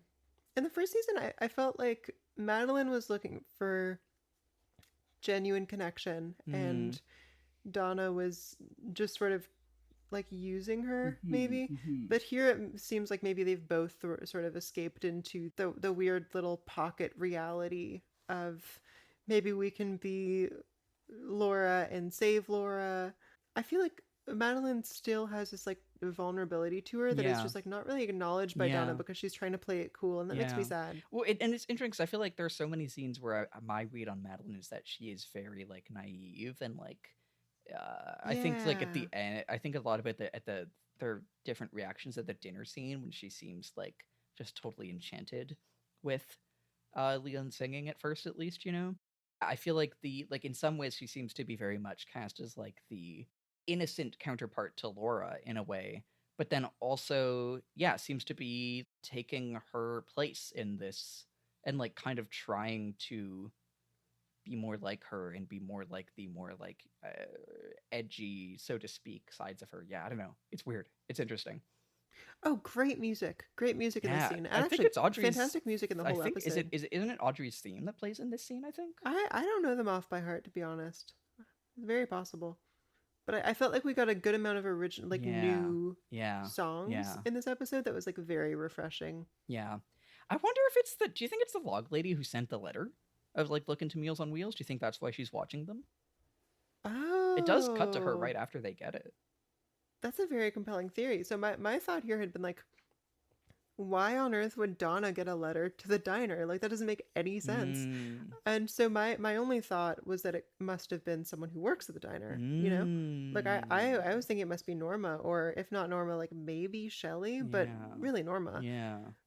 Um especially considering she may have some insider information on Hank and like on Mhm, various crimes. mhm, mhm. That's the theory I was working with, but I like the log lady one. I still don't like she knows things, you Yeah, know? and Maybe she's a she bit of a does local seem like she busybody. has like also sorry, just but I feel like it was she wearing she's wearing this like it's not really a bow tie, but it's like a wooden kind of like cherries with like a thing. Wasn't I can't tell if this is similar or if this was the same thing that Lucy was wearing in a previous episode. Um I Oh, know I I wonder. put it in the but it's really nice. But I feel like she's like the role that she has played vis-a-vis Agent Cooper is very like dispensing some clues in a way that even like at first she was like my log isn't ready to speak now or whatever, like she does have a vibe of like guiding people towards things and maybe she knows more than she's telling them, but like moving at the pace of when her log is ready to speak or whatever. Mm-hmm. So I Yes. would believe it, and like she certainly kind of like propelled Dale's investigation. I think that if we're reading, like I think a big part of obviously what Donna and Madeline and Audrey in her way have been trying to do is have their own parallel investigation. I think she's Yes. also I think I'm on team Log Lady sent the letter. Huh, I really like that theory. Yeah. Yeah, I could see that being true. Yeah. Huh. So yeah, we get a couple scenes. I don't have too many notes on these. I don't know if you do, but we get Albert. Albert's kind of big reintroduction. We know, okay, whoever shot Coop was right-handed and between 5'6" and 5'10". Oh, and here's where we get actually some important news from Andy, which is that Leo he calls Hungry Horse Montana, and says the word locked, which of course was one of the clues given by the Giant, says Leo Johnson was locked in a jail in Hungry Horse, Montana on February 9. I love the way he is reading it like a kid, like February 9, 1988, which of course was the night Teresa Banks was murdered. So Leo has an alibi, which is very fun. Like we talked last time about like how much the fact of Leo being shot and killed or in a coma like kind of disqualifies him from being the killer, even though it doesn't really. It's just on genre convention, but like it feels like the power of genre convention has then given him an alibi for Teresa Banks's murder, you know? The power of genre convention. I like that a lot. Yeah, right? Like, we needed an in-universe reason on why, according to genre convention, he is removed from the list of suspects, you know? Mm-hmm. Albert is a little shithead. He's like, yeah, woof, you know, to Andy. Ugh. And then we get a short... But he's a damn good detective, I gotta say. Like, Yeah! He just does some miraculous Yeah, detective it was work. great. And you see why they keep him around. It was great, yeah. Oh, and you know, okay, speaking of, I think maybe we'll come back after after like all the scenes to talk to this, but like I think this is this episode I think has some big points in my is Dale Cooper a good detective ? But we have a little scene of Philip Gerard, the one-armed man, coming in, and Lucy's like, what's up? Why are you here? And of course we get the like spooky music for him, which feels again not entirely not ableist, but you know, he has given us a spectral version of him or something, has given us a weird speech and poem, which will come back later this episode. So, you know, not unwarranted. But yeah, he says he's here to sell some shoes to the sheriff. This is just like a short little scene, but do you have anything that jumps out at you here? Well, he just gives a performance that is so much better than it needs to be for such a little scene, Yeah. you know? Like, he has a little sad chuckle to his, like, I'm just here to sell him shoes. Like, there's a world weariness to it. I just think he's a wonderful actor. I think it's inspired that he's dressed in all black. For this, like, again, not really something we've seen that often in this show of browns and pastels and such.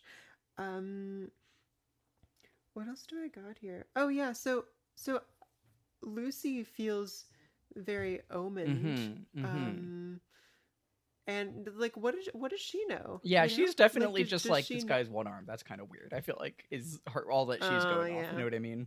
Mm-hmm. But I guess honestly, it wouldn't surprise me if this is here to like put in the audience's mind that, you know, this actor, at least some version of this character, did give us a spectral speech with the whole Fire Walk With Me poem, like chant thing. That's true. Because we then go to Harry is with James.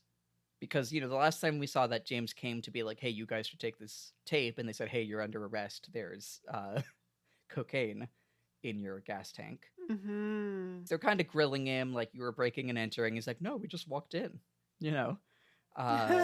He had just happened to leave. He's like, well, you know, the Truman seems to understand that he didn't, you know, this cocaine was planted there, which makes Bobby's scheme so fucking funny. Like, it's so immediately transparent that they're just like, yeah. It's very silly. But so, you know, this is the tape that we heard last time in which Laura talks about a mystery man who lights her FIRE, the red Corvette. And, you know, Truman is like, yeah, Leo Johnson. But James is like, no, I think it's someone else. You know, I never put it together till I heard the tape where she says, this guy can really light my fire. He says, well, I remember this one night when we first started seeing each other, she was still doing drugs. Did he think she stopped doing drugs at some point? Anyway, actually, Yeah, Maybe right? he does. Maybe wondering in about that. his mind, like, she reformed for him or whatever. Like, one of my notes of this scene is that his, like, recollection of her from the pilot is like, yay, I love you, James, yay, is fucking crazy. You know, if this is the shit Laura was on when they were hanging out. But I guess in his mind, Laura, like, was a troubled girl who became Pisces with him or whatever, you know? Yeah, could not be further from the truth. But he says, we were in the woods and he started saying this scary poem over and over about fire. And then she said, would you like to play with fire, little boy? Would you like to play with Bob? So that's kind of fucking crazy. Oh, yeah. Holy shit, much to Yeah. say. My lord. So is my first thing here is, oh my god, is fire walk with me, Bob walk with me? Like is that like I could see this just literally being his pseudonym? Could be. It could be. But yeah, I mean, I even forgot about this. So like my note is like Laura said the fire walk with me chant and Bob and like 5 question marks cuz like it is crazy that. So okay, here's what we know, right? Laura was on some shit. Dale had like saw this dream where they said this like weird chant poem to him. Through the dark of future past, the magician longs to see, calling out between two worlds, fire walk with me. Damn, I know it by heart. But you know what I mean? Like, Wow.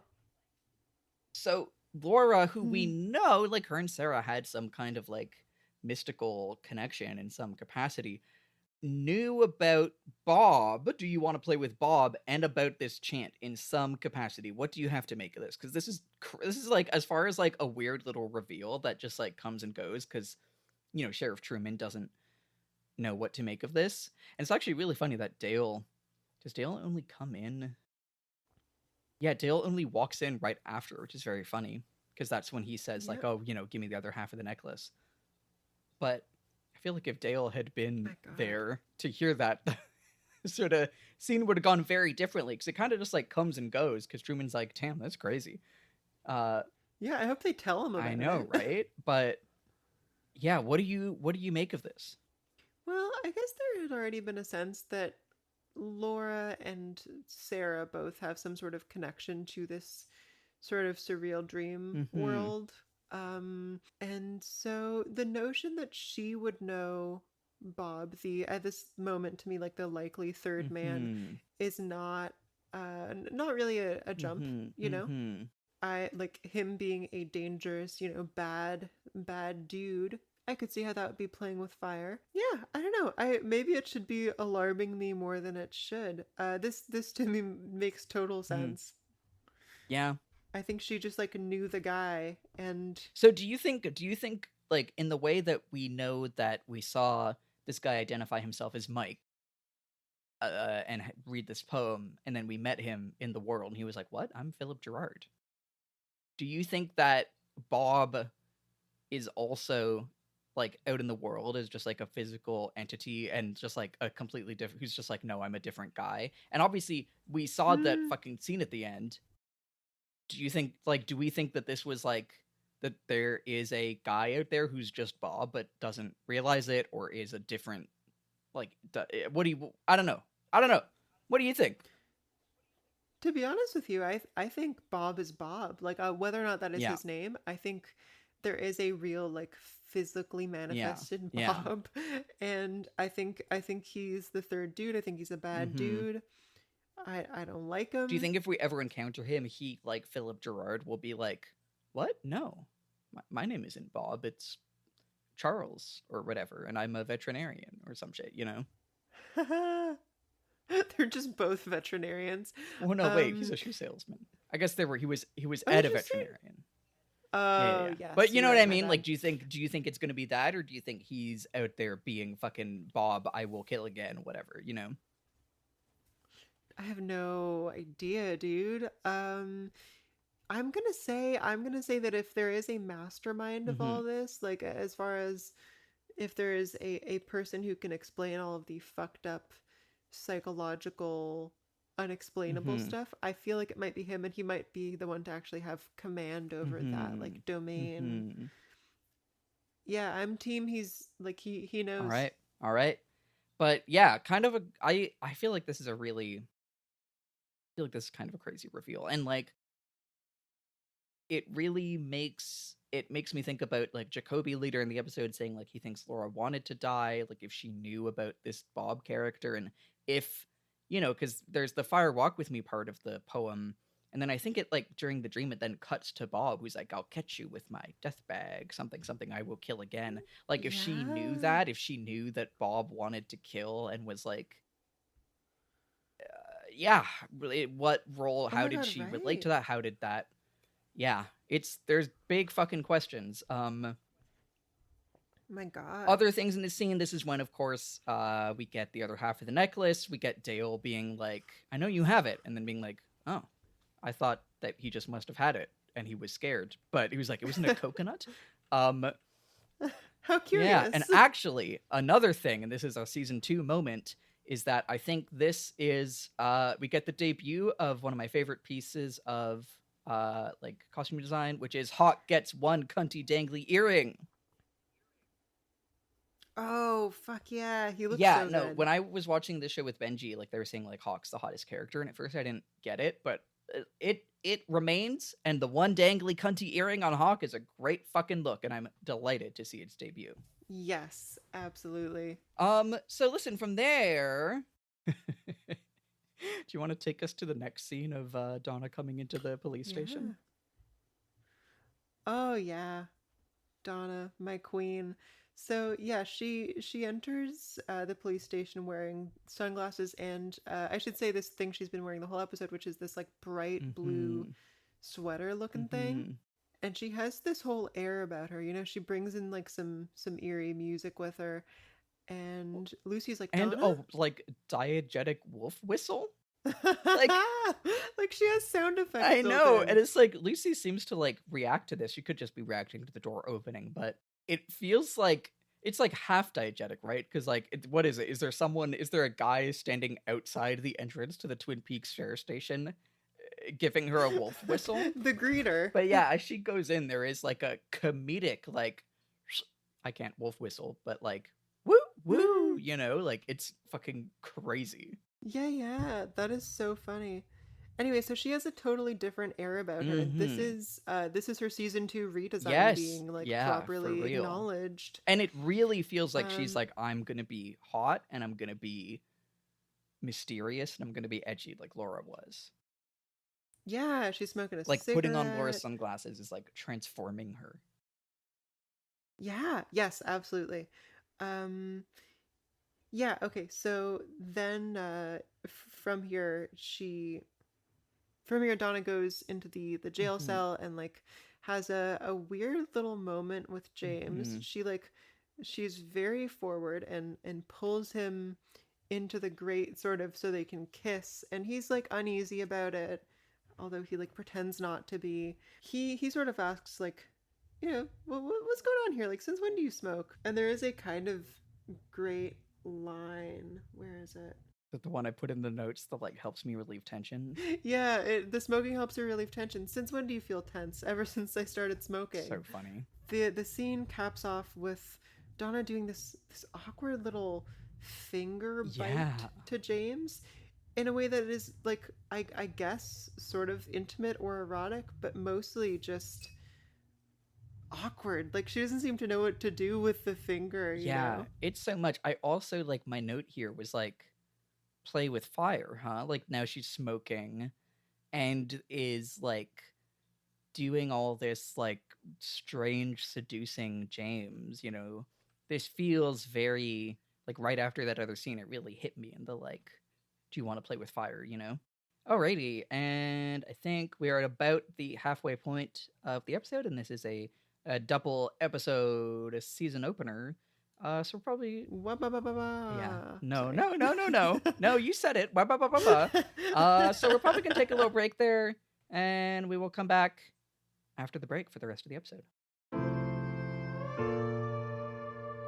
Hello, TSTV enjoyers. If you're listening to this and you are not giving us $3 precious on tstv.show, you may not know that there's a whole bonus show that we do. It's TSTV DVD. We do a movie every month, and this month we watched Sunset Boulevard, which is an extremely cunty movie from 1950, I think.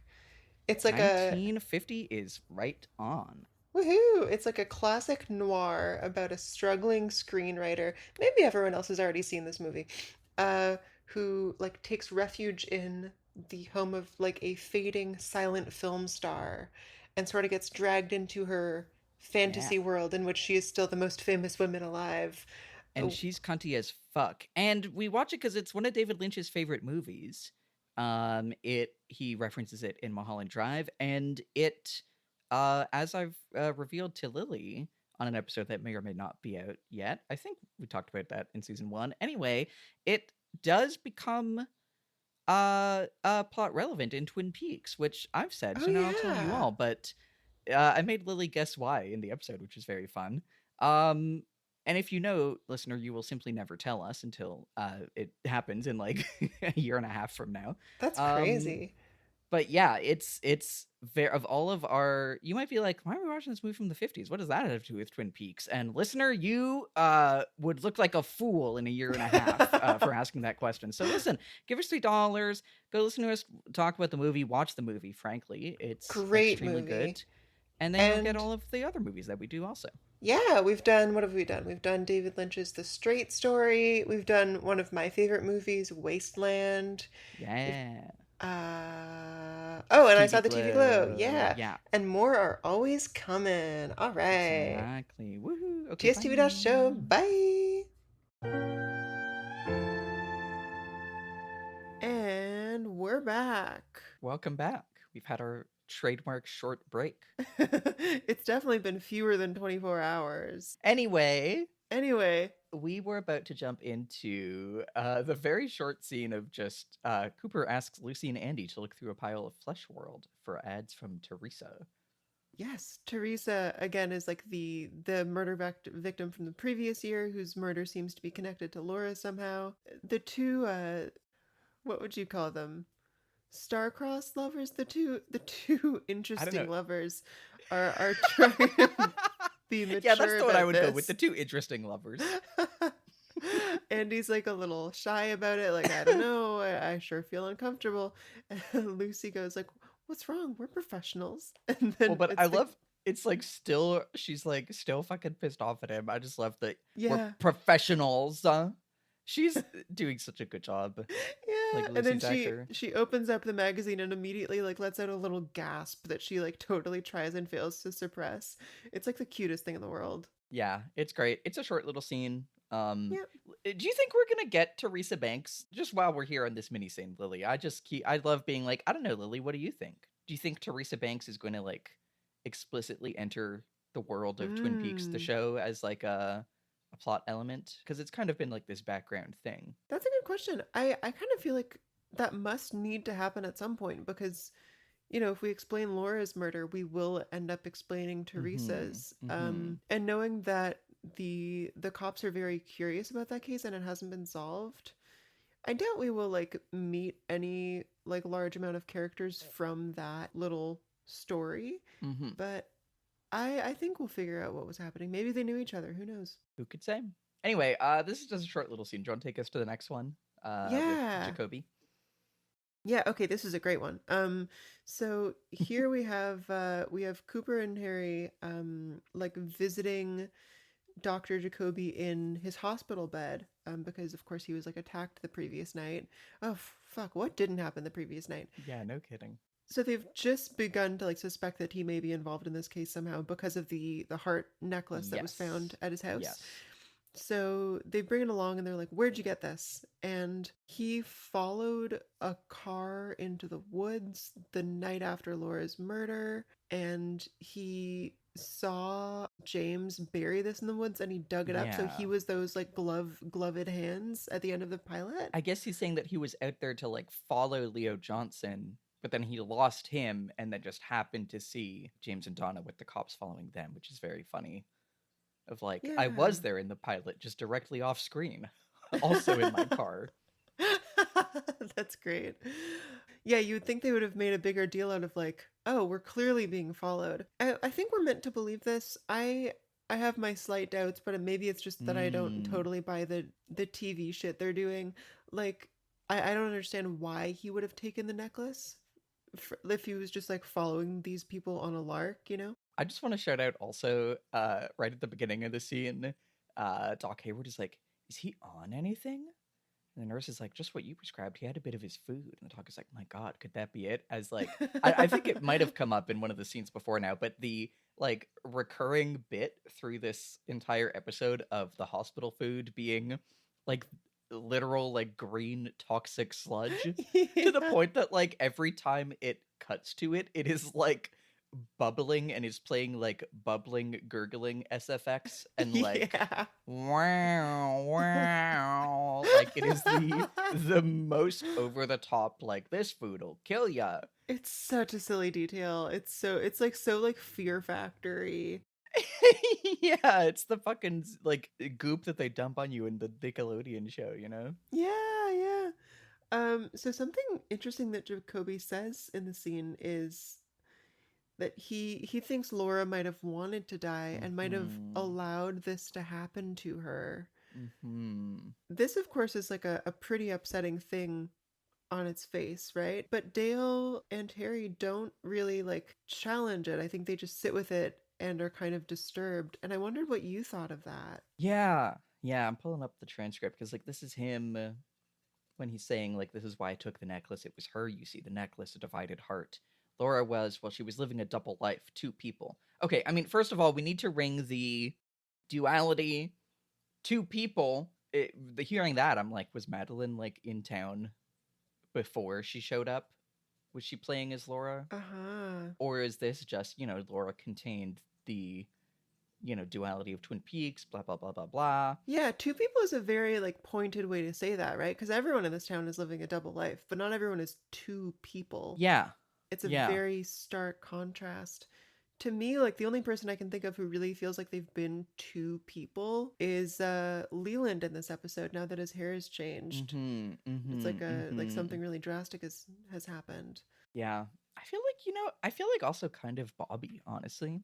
Oh, Like I feel like, I mean, we also say this of like the Horn brothers that they feel like different characters in different scenes, but I feel like, well, we'll get to Bobby when we get to Bobby, but I feel like he has. He will act very differently in different scenes with different characters, you know? Yeah, I see what you're saying, for sure. But yeah, broadly this, I mean, I feel like my big take is like, you know, my note was like, you know, he says like, you know, I don't think she wanted to die, but maybe she allowed herself to be killed, is like repulsive for him to say, but also heartbreaking. You know, my note was like, okay, well, who really allowed it, right? You know, I think a thing I keep thinking is like, if there's all these people that knew that Laura was not just kind of the homecoming queen, that she had this really troubled life, like what were they allowing? You know, no one was intervening and whatever, you know? But like, yeah, I think like, you know, it has this big like cut to her corpse with the musical swell. I feel like Jacoby is also kind of a duality of character because sometimes he's like the most like quack, phony, like scumbag seeming guy.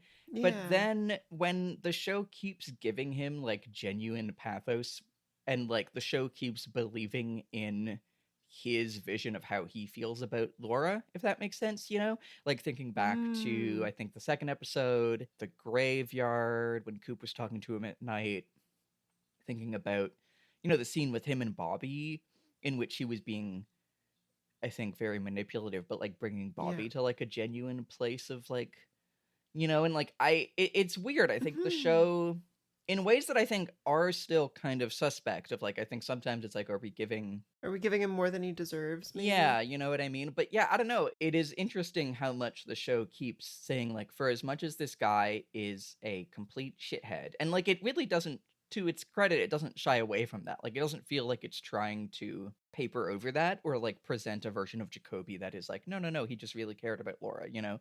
Like it is still like just as invested in the, I guess, emotional reality of his perspective. Like I think it understands that his perspective of Laura was a twisted one, but that it still meant something to him. And like I think especially it keeps saying that like I feel like there is a sense that he did have some kind of view of Laura that was true, at least in some way. I think this comes back to like stuff I was saying on a previous episode, where it feels like every character has a different view of Laura, and they all seem, you know, kind of bullshit and incomplete, but also true in the sense of that was the truth of that character's relationship with Laura, you know? Yeah, I think so. Yeah, I mean, we know that Laura wanted to like display certain traits for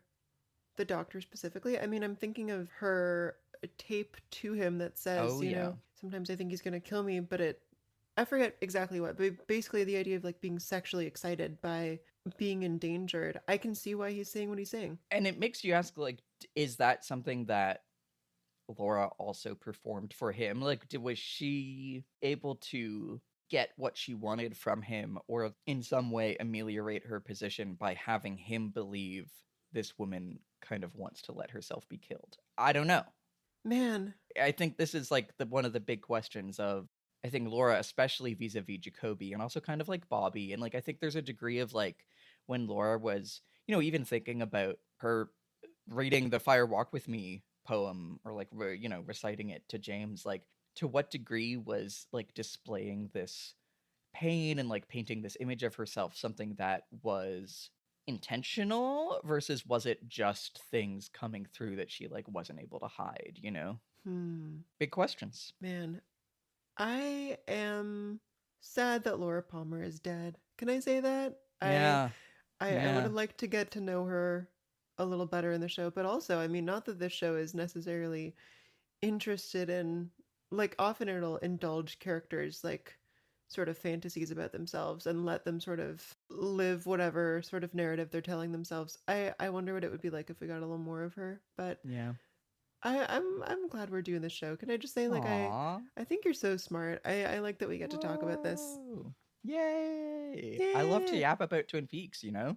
Don't I know it, buddy? Okay, one last thing about the scene. So Dr. Jacoby, of course, was in the hospital last night when the Renault brother was killed. Still crazy. I also forgot that was literally last night again. Yeah, holy shit. The mill burned, Yeah. smoke inhalation, they're missing. So he is sort of a semi-witness to this murder, although he was super out of it. He does not remember much about what happened. He remembers that a fire alarm went off and there was an odd smell in the air. It was a smell of, like, is it burnt, charred? Yeah, he says scorched engine oil. He says there was a peculiar smell. Yeah. So that's really specific. I mean, we have a character who is confirmed to, like, you know, have smelled like gasoline because they torched the mill, and we have the character Big Ed, who, you know, works at the gas station, but engine oil like, that's more specific. And it's interesting because, like, this is kind of a Columbo now, in that we know that Leland killed Jacques Renault.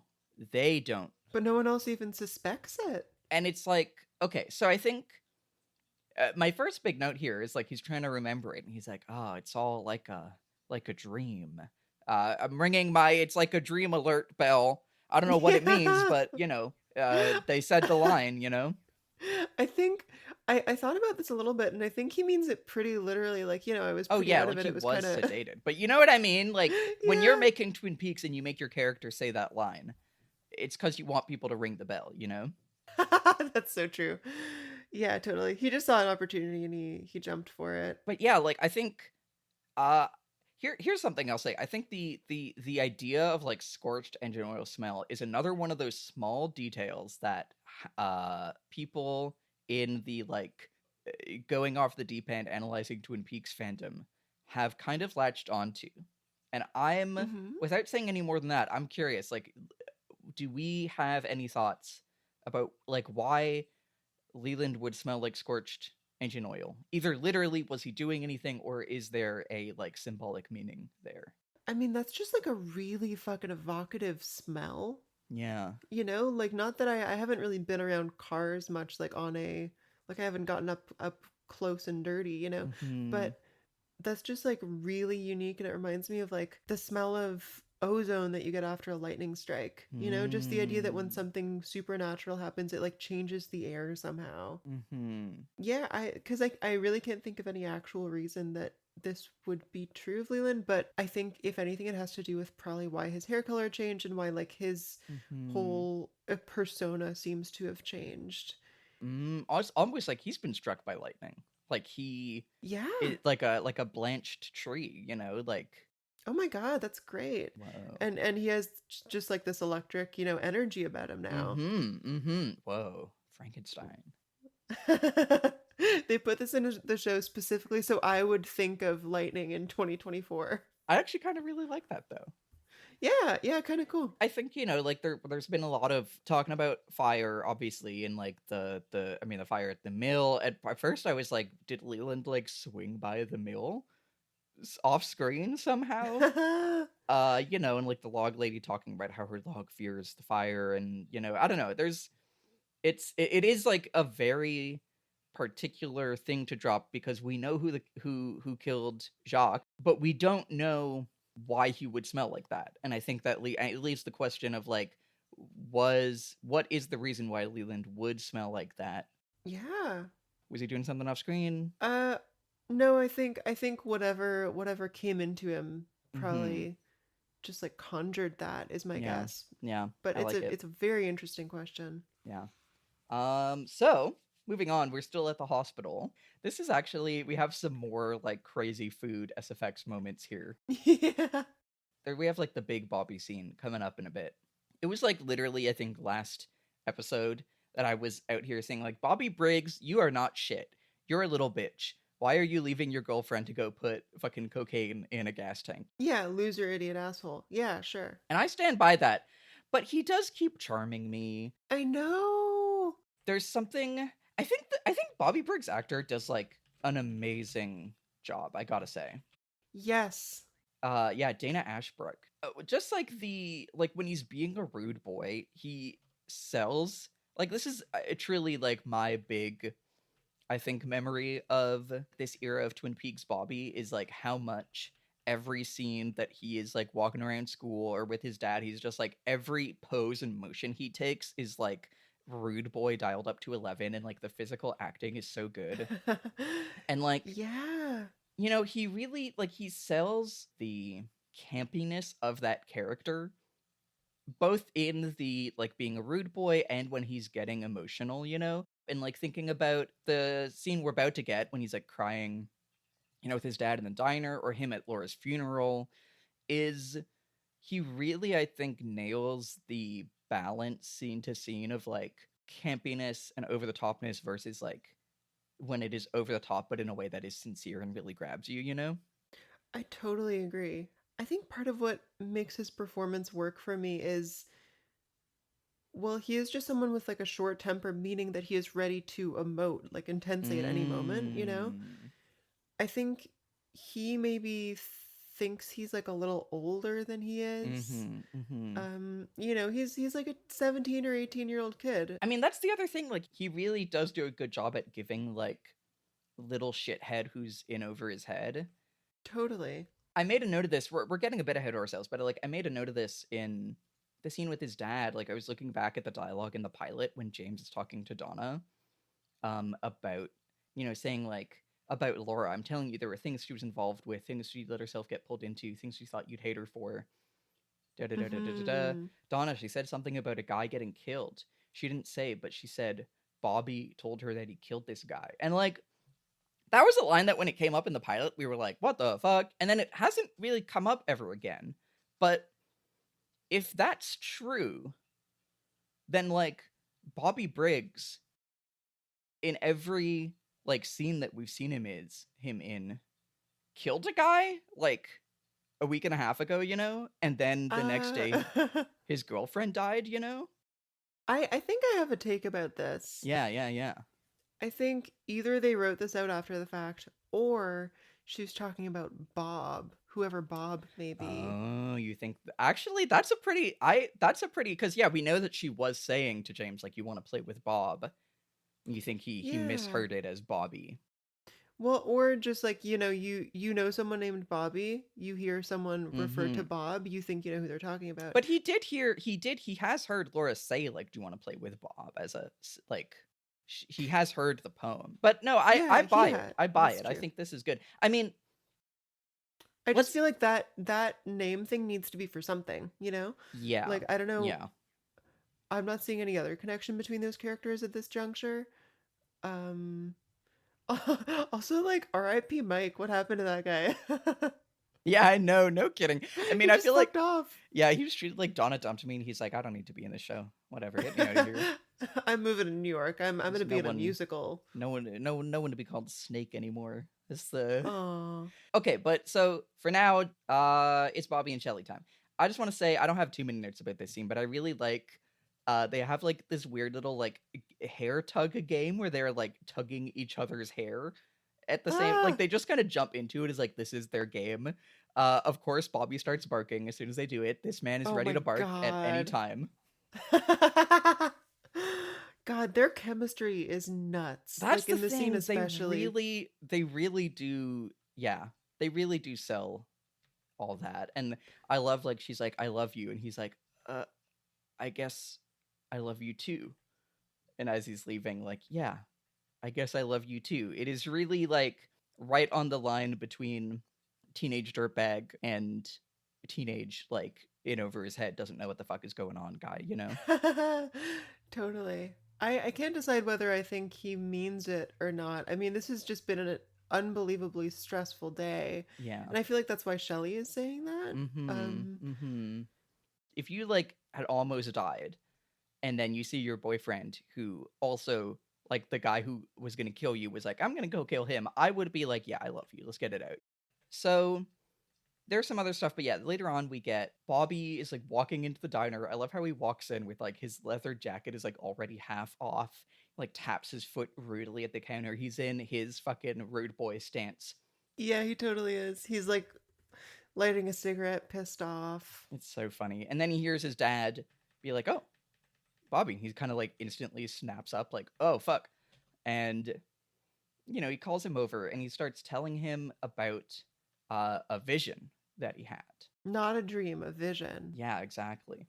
Which is, okay, just on that, like, I think it's so funny, like, that, you know, we started out talking about, like, Garland Briggs' character as, like, this army man who is surprisingly verbose. You know, he's saying he saw a palazzo of some fantastic proportion. Mm-hmm. But I think it's also very funny that he is on some, like, David Lynch, like, spirituality shit, where he is like, this was a vision, not a dream. Yeah, this is like somehow realer than a dream, right? Yeah, yeah. Anyway, so their conversation starts out kind of like, oh, how was your day? And it was fine.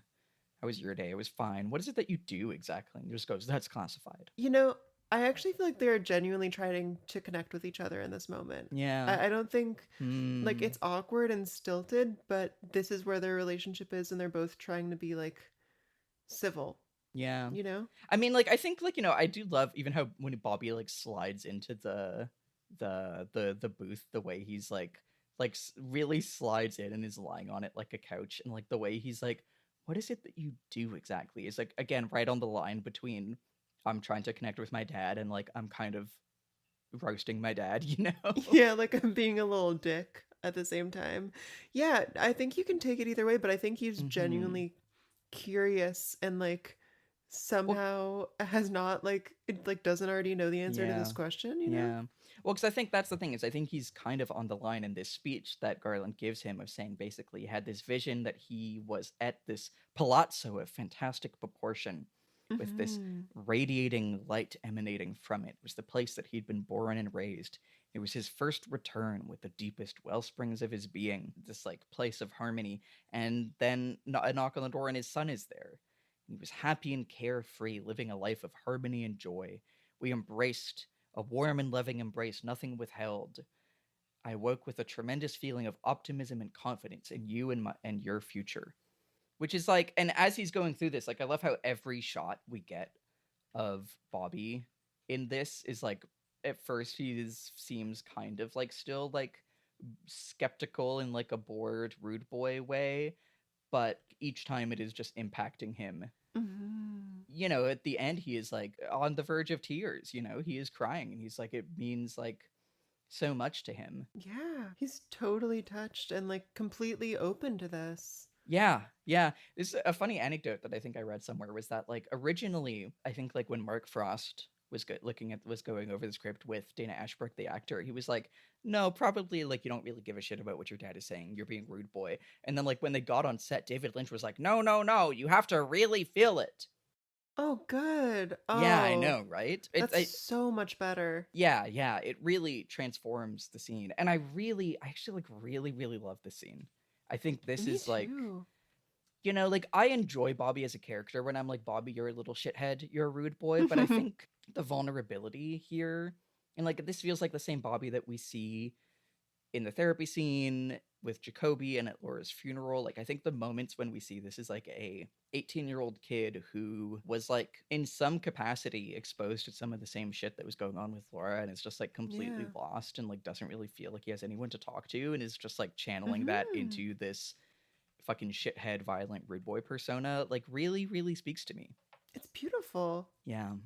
I have a lot of thoughts on this scene. Yeah. But first of all, I want to say that Bobby's openness to this is like a way, and maybe the first way that we've seen that he is really like his dad. You know, both of them are like a sort of American stock characters in a way, but then also open to this like this really deep internal and spiritual world. I feel like this is genuine bonding that I think might change Bobby, you know, for the better. We've seen the Major be like a decent and likable guy, but we have never seen the two of them really get along. You know, that is my first note. I'm also I'm wondering what specifically is it that touches Bobby like so deeply, that like really just moves him, you know, is because I don't think it's just that his dad is saying that I have hope for you. I think a parent could say that in a different way and have it not land. You know, is it that his dad is like opening up to him finally? Is it like that he intuitively understands this vision? Like Honestly, yeah, what do you think? I read it as like I feel like the image that we've gotten of Laura at her darkest from Jacoby and from James and from Bobby is like the idea that she knew she was going to die. And this is like something that was even present in the pilot in the way that people reacted to it, you know, that she wanted to, or somehow knew, or like the narrative was like compelling this sense of like, you don't have a future, you know, you are going to die. Yeah. And I think that I see something similar in Bobby, and I think it's very different, obviously, due to like, you know, the patriarchy and misogyny, but like I think I see something similar in I don't think that Bobby Briggs sees himself as having a future. Man. I think that he is, you know, both like all of his schemes and like shit that he tries to get up to is so in the moment. Like he's always just kind of like spinning plates, thinking never 2 steps ahead, you know, he's just always thinking about like the thing directly in front of him, you know? Yeah. And I mean, again, even in just like kind of a basic way, like his girlfriend was murdered like 2 weeks ago, you know? And like I really like your reading of, you know, Bobby didn't actually kill someone. This was about Bob and this was a mishearing. But like if Bobby actually did kill a guy, you know, in some like I don't know what circumstance that would have been. Would this have been like a self-defense? Would this have been some scheme gone wrong? Who knows? But like if that happened, he hasn't talked to anyone about it, you know? Like he's kept that shit to himself. He was obviously the finale, he had fucking Leo going The Shining on him, you know? Yeah, Christ. You know, like I think that there is a real sense in which I don't think that he sees himself as having a future. And I think like when I put myself in his shoes in like the way of you know, obviously like the compressed timeline means every character is living through a million things in 2 weeks, but like True. Just like being psychologically this character that has had these things happen to him, I think like, you know, your dad who you've never really connected with being like, I believe that you will have a good future, you know? I think And that that really you will have a hits. future at all, to be Yeah, honest. yeah, exactly, right? It's beautiful. Yeah. Yeah, my goodness. My last note on this scene is that I think things get deflated in a way, in that Norma comes in, you know, and Hank's trying to talk with her. And she's like, well, I can't talk right now. And, she doesn't want to deal with him. But then, like, Hank kind of gives Bobby a, like, women, am I right? Yeah. And Bobby reciprocates that. Mm-hmm. And then has his, like, flashback. And I feel like it's unclear here whether he's realizing, oh my god, that was Hank who shot Leo, or if he's remembering, But I think that there's something really there about, like, he is, right after this vision of, like, wholesome or, like, connective masculinity is instantly pulled back into a violent one, one of, like, Yes. women, am I right? Absolutely. Yeah, we sort of saw in the hospital scene something similar when they were having this totally tender, sweet moment, he and Shelley, and then as soon as he finds out about, Leo trying to kill her, yeah. he just goes like eyes like red with rage, and he just becomes like cold again in a way that was like a little scary. Yeah, no kidding. Oh, and my other note is, like, I think just in terms of continuing to keep track of, like, what happens in the diner, I think it's really interesting that this happens in the diner. Like, it feels like something that just in kind of, like, scene setting could have happened in their home. But it being in this kind of public space and, like, what it means for the diner is, like, the, like, quote-unquote light side, so to speak, kind of, like, communal, like, quasi-spiritual place of Twin Peaks. But then Hank making it kind of like contested territory, I guess last quick thing on the scene is that when Bobby sees Hank's face, he realizes, oh shit, this is the guy who shot Leo. Yeah. Hank has no matching recognition because he did not see Bobby at the scene. Yeah, he was just cutting wood inside. Leo. Should we go back to the hospital? Yes. Take us to the hospital. Yeah. So, because again, everyone in the town is at the hospital and somehow not running into each other unless it's necessary for the plot. Ding! Plot hole. I keep saying that, like, in my personal life. I keep going, like, plot hole, and, like, no one laughs. Oh my god. I did that at, like, a table of people I had just met yesterday. It was not, So it did not funny. go over. Okay, so Ed is here because Nadine is in a coma after the events of the previous day. And Cooper has a seat, asks for, a little bit of space from the other detectives. So we finally sort of come to understand the history of Ed and Nadine and Norma as this sort of love triangle-esque.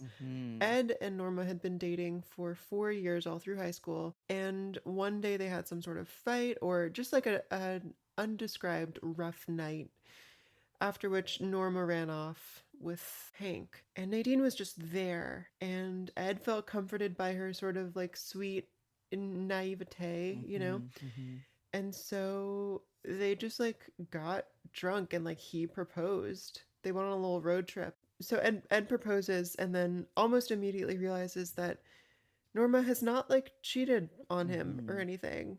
She just like went to hang out with Hank. By that point, he's already proposed. I feel like there's the impression that like it was a like we're running off kind of romantically, but like they didn't sleep. Like it wasn't serious at that point. Sure, there's some ambiguity there. Yeah. And Ed just found himself kind of stuck in the situation and was going to ask, because they got, it was like a really sudden, Vegas style wedding, was going to ask for a divorce because he was like, what have I done? And before he had a chance to, he accidentally shot Nadine's eye out. Jesus Christ. They were doing some hunting and his buckshot like ricocheted off a rock and hit her in the eye, and there it was. I do love the detail of Nadine's a crack shot, and we already had a couple birds. I feel like outside of like the seriousness of this, I do think it is in character for Nadine to just be like, fuck yeah, she could shoot, Oh, that's great. Yeah, I know, right? So, there's a pretty touching detail, which is that, one of the few nice things Ed has to say about Nadine is, she lay in my lap the whole drive home and she never blamed me, not once. I think of Donna and James as like a relationship sort of founded on the bond developed at the moment of this intense trauma, Yeah. Yeah. and because they're the ones who have been through it together, they just like need to stay together. Of course, he can't leave someone whose eye he shot out, Yeah. Yeah. let alone when she has been so decent about it. Yeah, but that is all in the past now, and their relationship has not been good for a long time, if ever. There was a part of him that I guess wanted her to let herself die. Yeah, I think there's like the line here he's saying like, I saw this coming, I didn't want to believe it. What's worse is I'm sitting here thinking that maybe there's a part of me that didn't want to stop her, and that's a full load. Which I took a Fuck. note of because that feels kind of like Jacoby's line about Laura, Oh yeah. Yeah, this is, I think, the like, we're in soap opera land, but like, enjoy it, Yeah, I mean, it's very good character, detail. Yeah. I love Albert throughout this whole scene, who is just like, every time we cut is like, like he's almost like, I feel like Albert is like standing in for like the audience who does not care, like does not believe in the kind of soap opera theatrics, like he is like, but his like silent face acting reactions are so good. Like every time we cut to him, at first he's like kind of like laughing, he's like pulling out a handkerchief as if he's crying, but he's like tears from his silent laughter.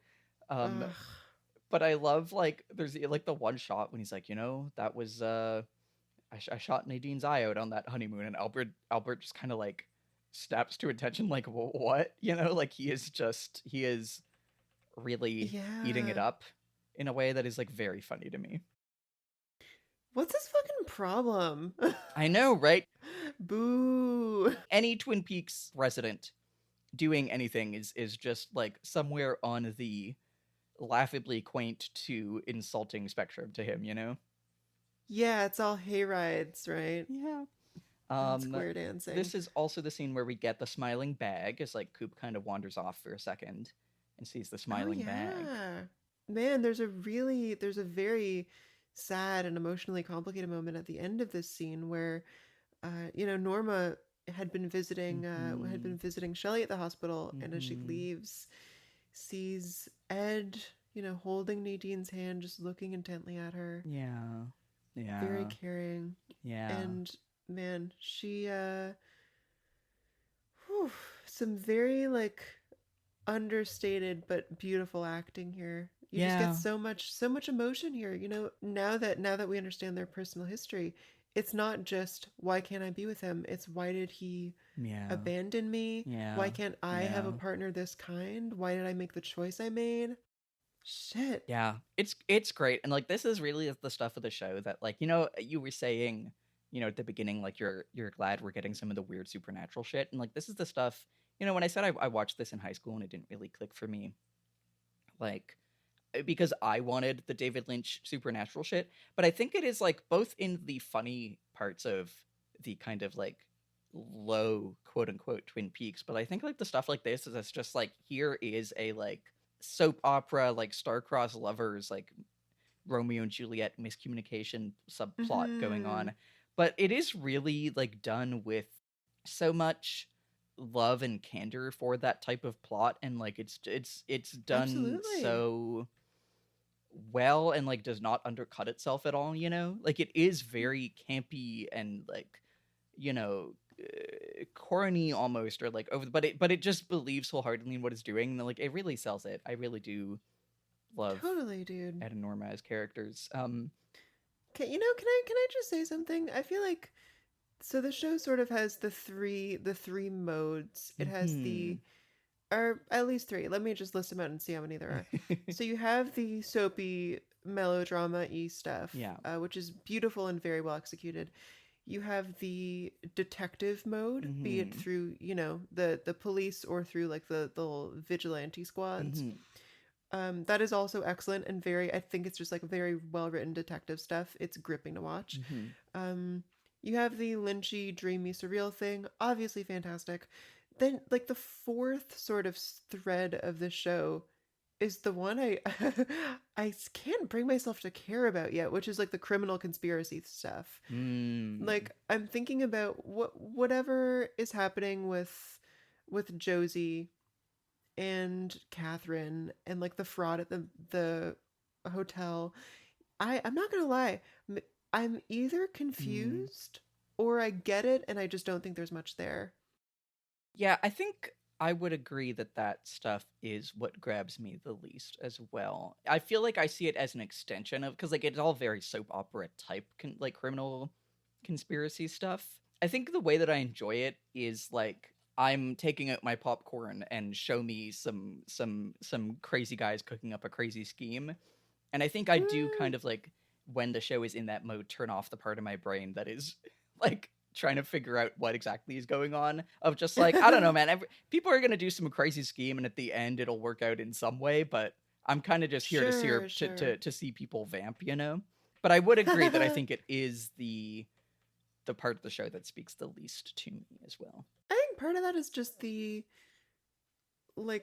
every other sort of plot thread has some really great characters, and that one has Ben and Jerry, who are both, I think, very good characters, but like Catherine, I really can't bring myself to care about.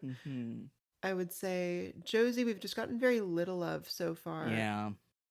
Well, okay, so my final notes just on this little hospital bit. I love we have a interlude between these two kind of Ed scenes of like doctor going up and being like, "Nurse, I tell you, you got to talk to that kitchen," and then Pete in a true like amazing like clown like physical acting moment, like sniffing the insane green of food and having the most dramatic recoiling from it of his life, like having a fit. This is a cutaway from like between two very emotionally heavy hospital moments. And he needs to like sniff the oxygen super aggressively so he doesn't like die. So funny. And I still really love whenever Shelley and Norma are interacting. I really love like Norma saying she's gonna bring a pie and Shelley's like, "Norma, I'm serious. Bring the whole pie." Is so cute. We love women. They feel like there's a real like mother-daughter bond there. I love it. You know, it's really nice. And of course, both having like partners who are implicated in the crime stuff and who have been like abusive to them in the past. Yeah. That's a special bond. Speaking of crime, okay, because then we have the Bobby scene, but we talked about that, and then we have the Twin Peaks Sheriff Department. This is kind of we're meeting up, we're going over all of our clues and like the evidence so far. This scene I kind of really love. So we're kind of getting Cooper is recounting the night of Laura's murder. She met James, but then like Leo Johnson made a second appointment for later that night. She jumps off of James's bike, goes to meet up with Leo, Jacques, and Ronnette Pulaski. They go up to the cabin. Waldo the bird was let out of his cage and attacked Laura. Jacques went outside and passed out. When he came to, Leo and the girls were gone. We believe Leo hiked back down to his Corvette alone, leaving the girls behind. And then Albert, the reason being, there was a third man. So here we have the third man, which is also, I've been meaning to watch that movie. I hear it's really good. It's like it's not actually directed by Orson Welles, but I think Orson Welles is acting in it, actually. But it's supposed to be like, do you know about this movie? It's supposed to be like one of the big all-timers of like 1949 film noir. Wow. I haven't heard of it even. Directed by Carol Reed. Directed by a woman? No, it's a man named Carol. Yeah, it's just one of those. I feel like the 40s and 50s. He's just British. Yeah, for real. Yeah, it's supposed to be really, really good. But so I made a note of that because like every time they're like there was the third man, I'm like I know what you're referencing, David Lynch. That's cool. And we see like superimposed these images of all of the places where this violence happened. And like the people and the corpses, and we see like the bloody floor of the train car and everything, and this is all superimposed over a pan, like very slow pan down the table of the conference room in the sheriff's office that is like the most loaded with donuts that I think it has ever been in this show. Yeah, it gotta be like comically over 100 donuts. Yeah, and like the way that it keeps like layering the fade of the donuts and like all the images of violence is fucking crazy for one. Holy shit, yeah. Like just tonally crazy. But I think this is where like I had a bunch of notes of like in this episode especially, it feels like there's the show is doing a lot of connecting food and consumption and like death and violence. So we have when Waldo the bird got shot and the kind of blood falling on the donuts. In a goofy way, there's like the hospital food killing people. Yeah. There's the pie that Bobby Briggs and Gerlin Briggs are sharing, but the pie, like, they make a point of saying it was like made by Hank. You know? Oh, interesting. Yeah, we have the like bite the bullet, baby, you know, like the poker chip, holy shit. Yes, the poker chip. Whoa. I wrote dinner and death poem. Oh, of course, yeah, like, you know, when we get the at the Hayward house, their like dinner club with the poem about Laura dying. And this is still way later at the end, but like the whole vision at the end, we see like Bob's like teeth closing on the camera, and both Bob and Laura have like bloody mouths. As like, you know, like animals fresh from the kill, you know? Yeah. At the end. So like, you know, this show has been very interested in food from the get-go. You know, we had like there's the whole bit of like, what are you drinking, what are you eating, you know, before every scene in like the first 2-3 episodes. Yeah. Hey, no coffee in this episode, by the way. That's a shame. Damn, that's true. It's not like the food is only brought up in relation to like death or violence, but I think that it's almost like the show has introduced its like obsession with food and consumption, and then is over time like shifting its association from one of like wholesomeness of like the you know, the idea of the wholesomeness of the town, of like the family dinner and like the, you know, Twin Peaks has the best cherry pie in the world, right, to an association with violence, you know? Wow. That's fucked up. And I'm very curious why food. I'm sure we will see more of this and maybe we'll have more thoughts. So this is another take that like I have seen online that is not original to me, but I think like there's something to be said for if we're reading Twin Peaks as a like kind of meta fictional intervention into like TV as a method of storytelling. I think the idea of like, you know, consumption of violence on TV is obviously like a big thing, right? And I think this is something that David Lynch has like had interviews where he's talked about. This is something that like he was thinking about a lot, you know, when he started making Twin Peaks, that like the idea, and I think the read that I've seen on this is like a lot around the idea that like TV is like imbalanced because it is too focused on like violent consumption, that he wanted to kind of comment on that and like have a balance by having both the kind of violence and the darkness and the lightness. I actually don't like, there's again, you know, people who know, there's like 4-hour video essays that are saying like, this is what Twin Peaks is and this is the thing that it's about. I think that is like a bit reductive. I think there's more going on than just that. Oh, definitely. But I think this is definitely a big part of David Lynch's motivation and of like how the show kind of stands metafictionally. But yeah, I think this is like the idea of food and consumption and death and violence. I think is something very worth keeping an eye on. Yeah. Because it seems to be almost like coming to the show more and more as we continue, you know? I think you're right. Yeah, thanks for shouting this out. I want to just touch really quickly on another image that flashes on top of these donuts. Did you catch the red light? It's like very prominent. Oh, yeah, you're right. I guess that's because that is the intersection that Laura like jumped off of, you know, like left James's and ran off into the woods. Yeah. So are we calling it? Is that why the red light has been so significant? I mean, I feel like as a symbol, is that, you know, the moment that Laura lost her soul, maybe, or the moment that things really became doomed? Yeah, it was like that jumped off the path, you know, like took the wrong turn, so to speak. Sure. Yeah. Yeah. God, you know, there's even, if we're thinking about it that way, there's a degree of like the red light as like stop, as like abandon hope, all ye who enter here, you know? Yeah. Okay, I know we have a little more to say about the scene, but I also just want to say about the crime scene footage that is played here is like grimy and Mhm. sharp Mhm. and gross Mhm. and kind of Mhm. like it reminded me of, down a like a rabbit hole as a 15-year-old when you see something on the internet that you really wish you hadn't seen. And just that is so enhanced by the Mhm. goofiness of this show and the sort of genre soapy stuff, because it feels like encountering it in real life. It feels like genuinely shocking. Where like, if you see a brutal crime scene in Mhm. CSI or whatever, like that's what the show is about. Here it Mhm. feels like, oh, this Mhm. is a real world with relationships and stuff, and sometimes you are just brutally obliterated. Yeah. That with like the musical sting they put on top just really, oh, it made my skin crawl. Yeah, it's really good. Oh, I guess the other thing is just that he does say that the blood that they found did not match Leo's. So, again, just kind of like the way we were talking about how, like, I think conventionally you would have another killing now to prove that, like, Leo couldn't have been the killer. And it does feel, again, like the thing of, like, genre convention demands that he can't be the killer. He's in a coma Yeah. now. Here you go. We're proving it.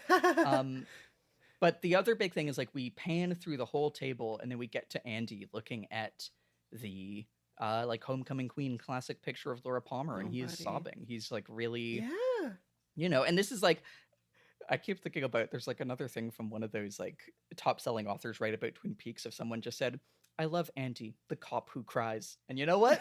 Yeah. So true. Yeah, I really like, he is really struck by the tragedy. And so, of course, Albert has to be a shithead. He's like, yeah. This is what we call a three hanky crime. Says Albert Roserfeld, again, has not said his name right. I don't like the way you talk smart about Sheriff Truman or anybody. You just shut your mouth. Storms out. And I love Lucy's little, like, ooh, get him, Andy, like, little smile to herself after this. Yeah.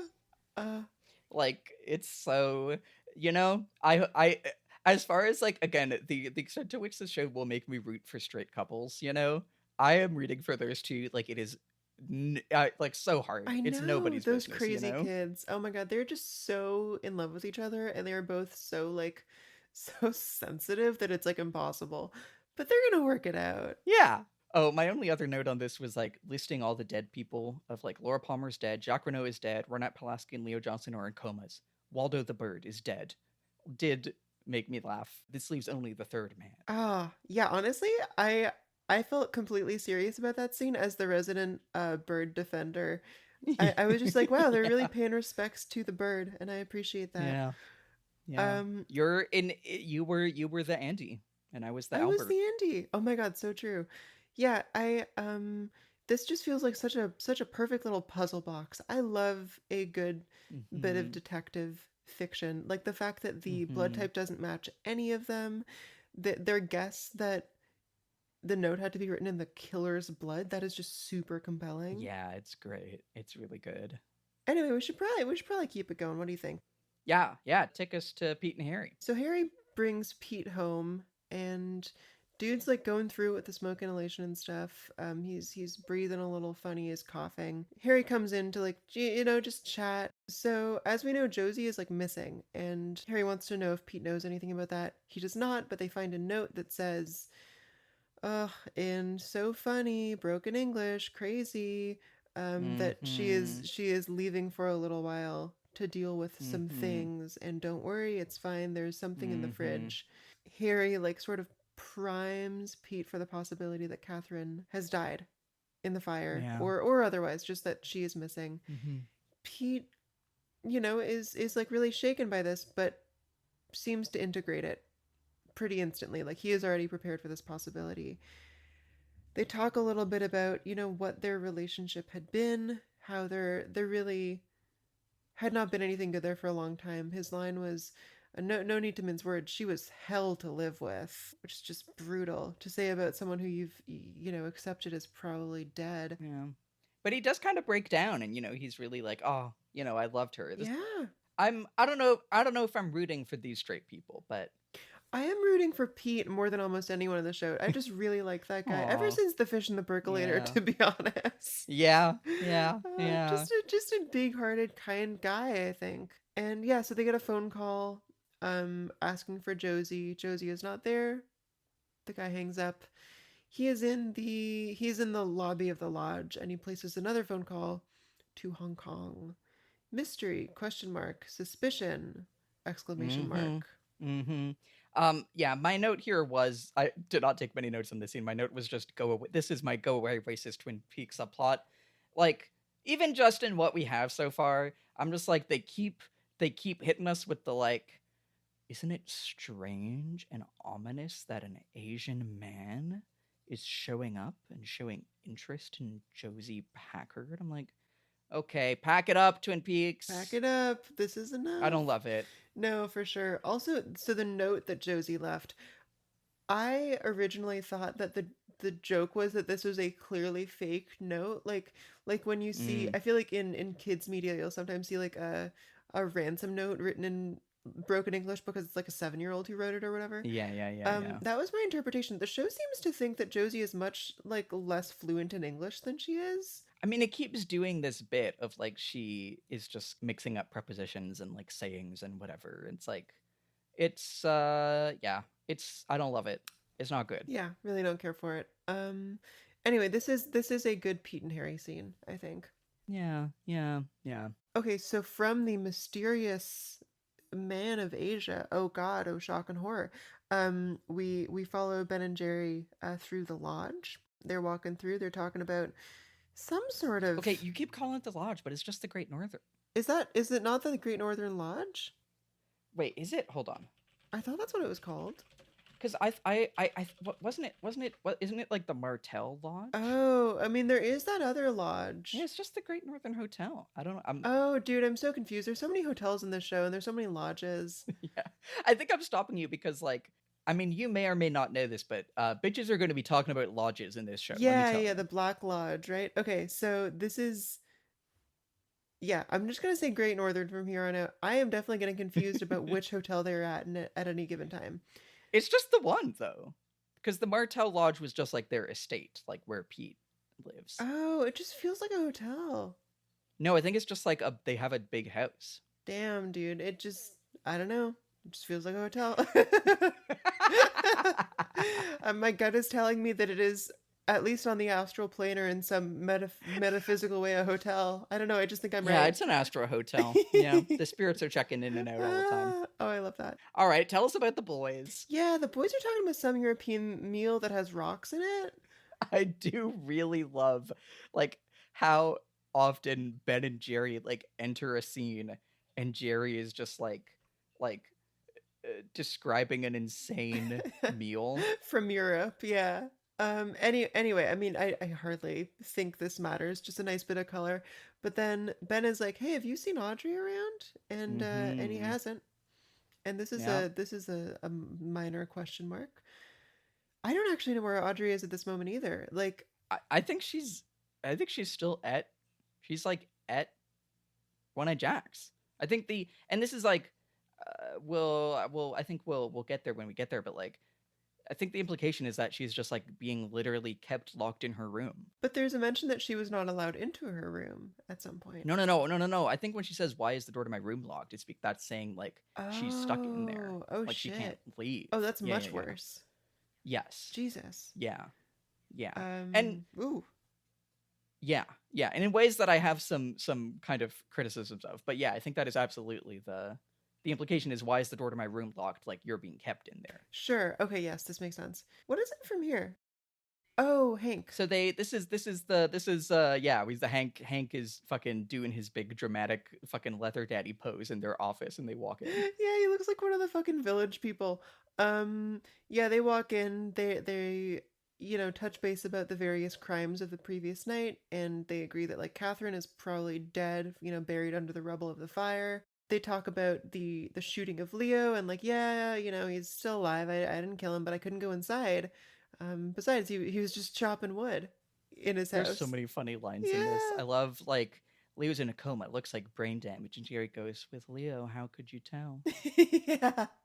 And okay, Hank doesn't like even crack a smile at this. But then at the end of this scene, so he just goes, "Oh, you guys." And he like wraps his arms around them. In the first, like, I think smile that we've seen from him. Yeah.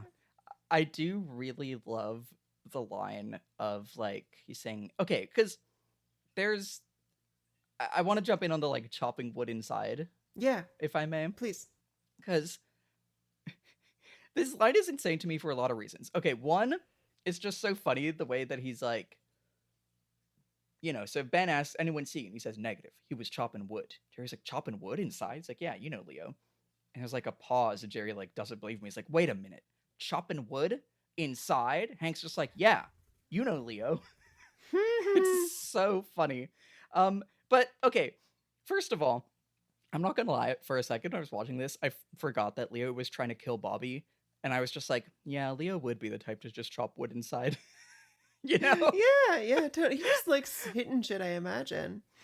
But like, it is so funny that okay, one, that Hank sees him swinging his axe around inside, and he is just like, yeah, Leo. It's so funny. Yeah, he just doesn't even question it.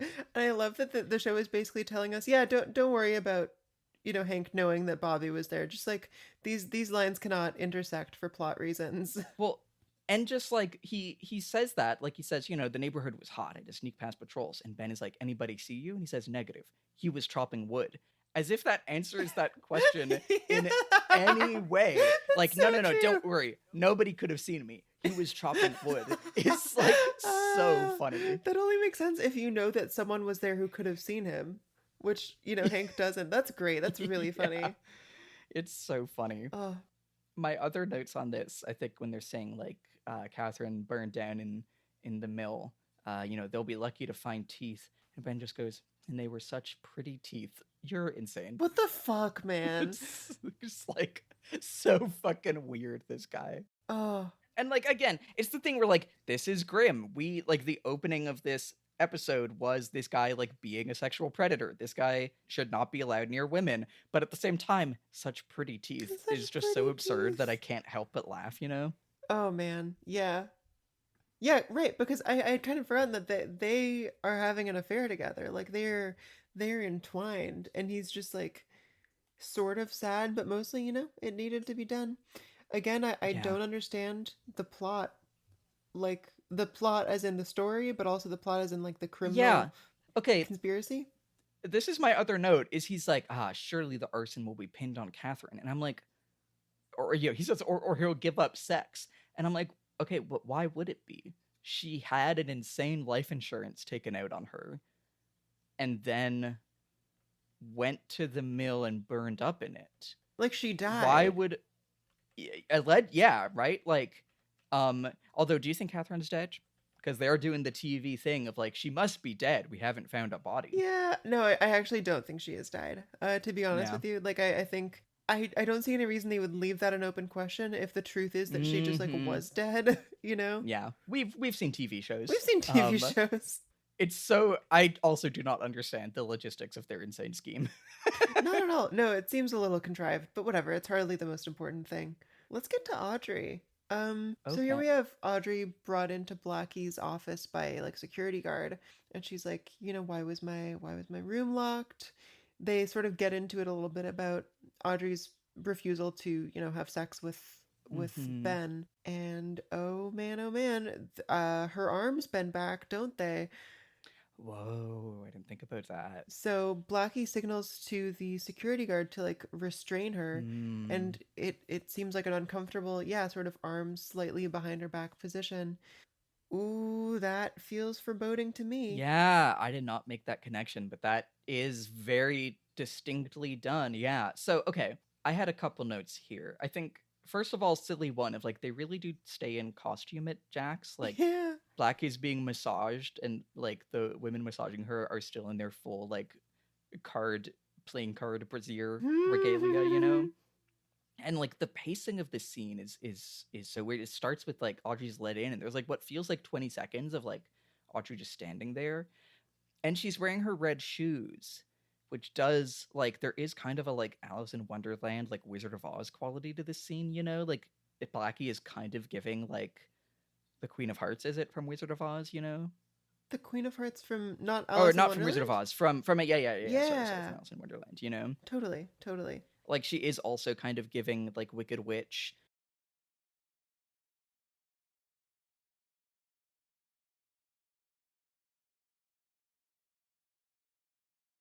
I do just want to say, I feel like as far as, criticisms to be made of Twin Peaks, I think that there's certainly some like insane paranoias about sex work and like sex trafficking going on here, that like Uh-huh. your daughter's going to work at the department store and then get taken across the border to this, Canadian brothel where how it works is you are locked in your room and aren't allowed to leave and have to sleep with whoever the madam says you have to sleep with. Like Right. it is very much like this is a vision of this kind of like paranoia around this stuff in ways that I think as a pro decrim person, I kind of feel it's worth bringing up. Yeah. It is in a way playing off it intentionally in the way that it is playing off of, I think, just a lot of like cultural tropes and paranoias, in the Yes. sense that like these are present in this type of like soap opera and crime show. I can see this. I think it is not necessarily trying to say that this is reality, right? In the way that, like, I don't know, fucking like a Republican senator is, you know what I mean, when they talk about this, but it does still, it's worth noting. Yeah, thanks for flagging that. I think the reason it hasn't bothered me until this point is because the sort of the theming of One Eye Jacks is so absurd and over the top that I personally have a hard time connecting that to anything in real life. It feels like Yeah. a like pure TV fantasy. Yeah. But no, you're totally right. And this was an extremely popular show. And well, and like, I think that like even just, Blackie's room, I'm looking at it right now, like has the big red curtains, it feels like, what is literally happening is that it's this bizarre Canadian casino brothel, but it is, the red curtains I shouted obviously because of like the red room and the dream and everything and the red shoes. It feels like what the show is using this idea of the Canadian brothel to like say like what's happening is that she's crossed into this kind of like dark fantasy world. You know what I mean? She's gone down the rabbit hole. She is in Oz, but in like the ways that the Wizard of Oz can be like strange and like unsettling and like terrifying at times, Yeah, absolutely. There's like this is a big long scene, but I think the first bit of it I just want to talk about, because I think the first bit of it feels very connected to this Audrey scene, is we cut to the Hayward house and Donna is calling Norma and she's going to take over the Meals on Wheels route that Laura had been running. Yeah. And putting this right after this Audrey scene, I feel like there really is a like Blackie is kind of like shadow Norma in a sense, and I feel like they are trying to say like, Audrey is to Blackie as Donna is to Norma. And I feel like there's something going on here. Donna and Audrey, Donnie, that's the ship name, by the way. The ship name. Oh God. Are both like taking over jobs that Laura did, right? Because I think like Audrey did say that Laura had been at One Eye Jacks. Obviously, she had worked at the perfume counter. We were talking earlier about Donna and Maddy having a like acting like Laura contest, and it really feels like all of the women in the show, or like all the young women, are whether by their own volition or like the like quasi supernatural like force of Twin Peaks as like a narrative vehicle, like they are all being molded into Laura, and it really feels to me like it's like the town is trying and the show is trying to like fill the void left by Laura. That Laura was kind of like the kid in Omelas. Like Laura was bearing all of the kind of like institutional like misogyny of the town. Yeah, right. Now that she's not there, it is like seeking other hosts in a way, Yeah, I see what you mean. God, that's fucked, eh? Okay, so Donna is trying to want to be like Laura in a way of like she wants to become quote unquote darker, and it's worth saying. I'm like I feel like I'm always putting quote unquotes on this stuff. I mean, obviously on one extent, Twin Peaks is very interested in the idea of like light and dark as good and evil. Obviously, this is like a connection that I think is more rooted in like white supremacy and less objective than David Lynch maybe thinks it is. Yes. I also think as categories, these are things that the show thinks is more often I think thinks is more objective than I do. But I think because like sometimes the show isn't necessarily as sold on the idea of these as like directly opposed objective categories as people think it is. You know, I look around the Twin Peaks analysis land and people are very big on like light and dark, good and evil. These are the things. And I'm like, I think sometimes the show intentionally makes it messier than that. That said, I do think there's a lot of this going on here in like Donna wanted to be like Donna was kind of the goody two shoes, right? We see her home. We know that she like got top marks in mathematics. She is trying to be more like Laura in a becoming like taking on Laura's darkness way. Yeah. You know, she is putting on Laura's sunglasses. She's being sultry. She's smoking. She wants to play with fire. Yeah. But she's doing that by like taking on Laura's quote unquote light or good job, Meals on Wheels. Yeah. This is the part of Laura that was, you know, bringing elderly people food and was, you know, like tutoring Audrey's brother and like these things. Whereas Audrey, what she wants is to join Cooper and the FBI. Like, you know, she says like, when I'll be helping in your investigations, which we will say right now, fuck the FBI. You know, this is a... I'm comfortable with that. But I think in the way it is kind of fictionalized in this show is like, they are the force of light. We're supposed to believe that they're the good guys, right? So like Audrey wants to become more good and wants to like move towards the light, but does so by taking on Laura's job in the fucking like cavern of darkness or whatever. This is true. So I feel like the way that especially that these two scenes are really back to back is like setting Donna and Audrey as on opposite sides of Laura Palmer, spectrum or whatever. Yin yang is probably how David would put it. Like they are both trying to become more like Laura, and their goals are opposite, but they are each of them moving towards their goal in the opposite way than one would think, basically.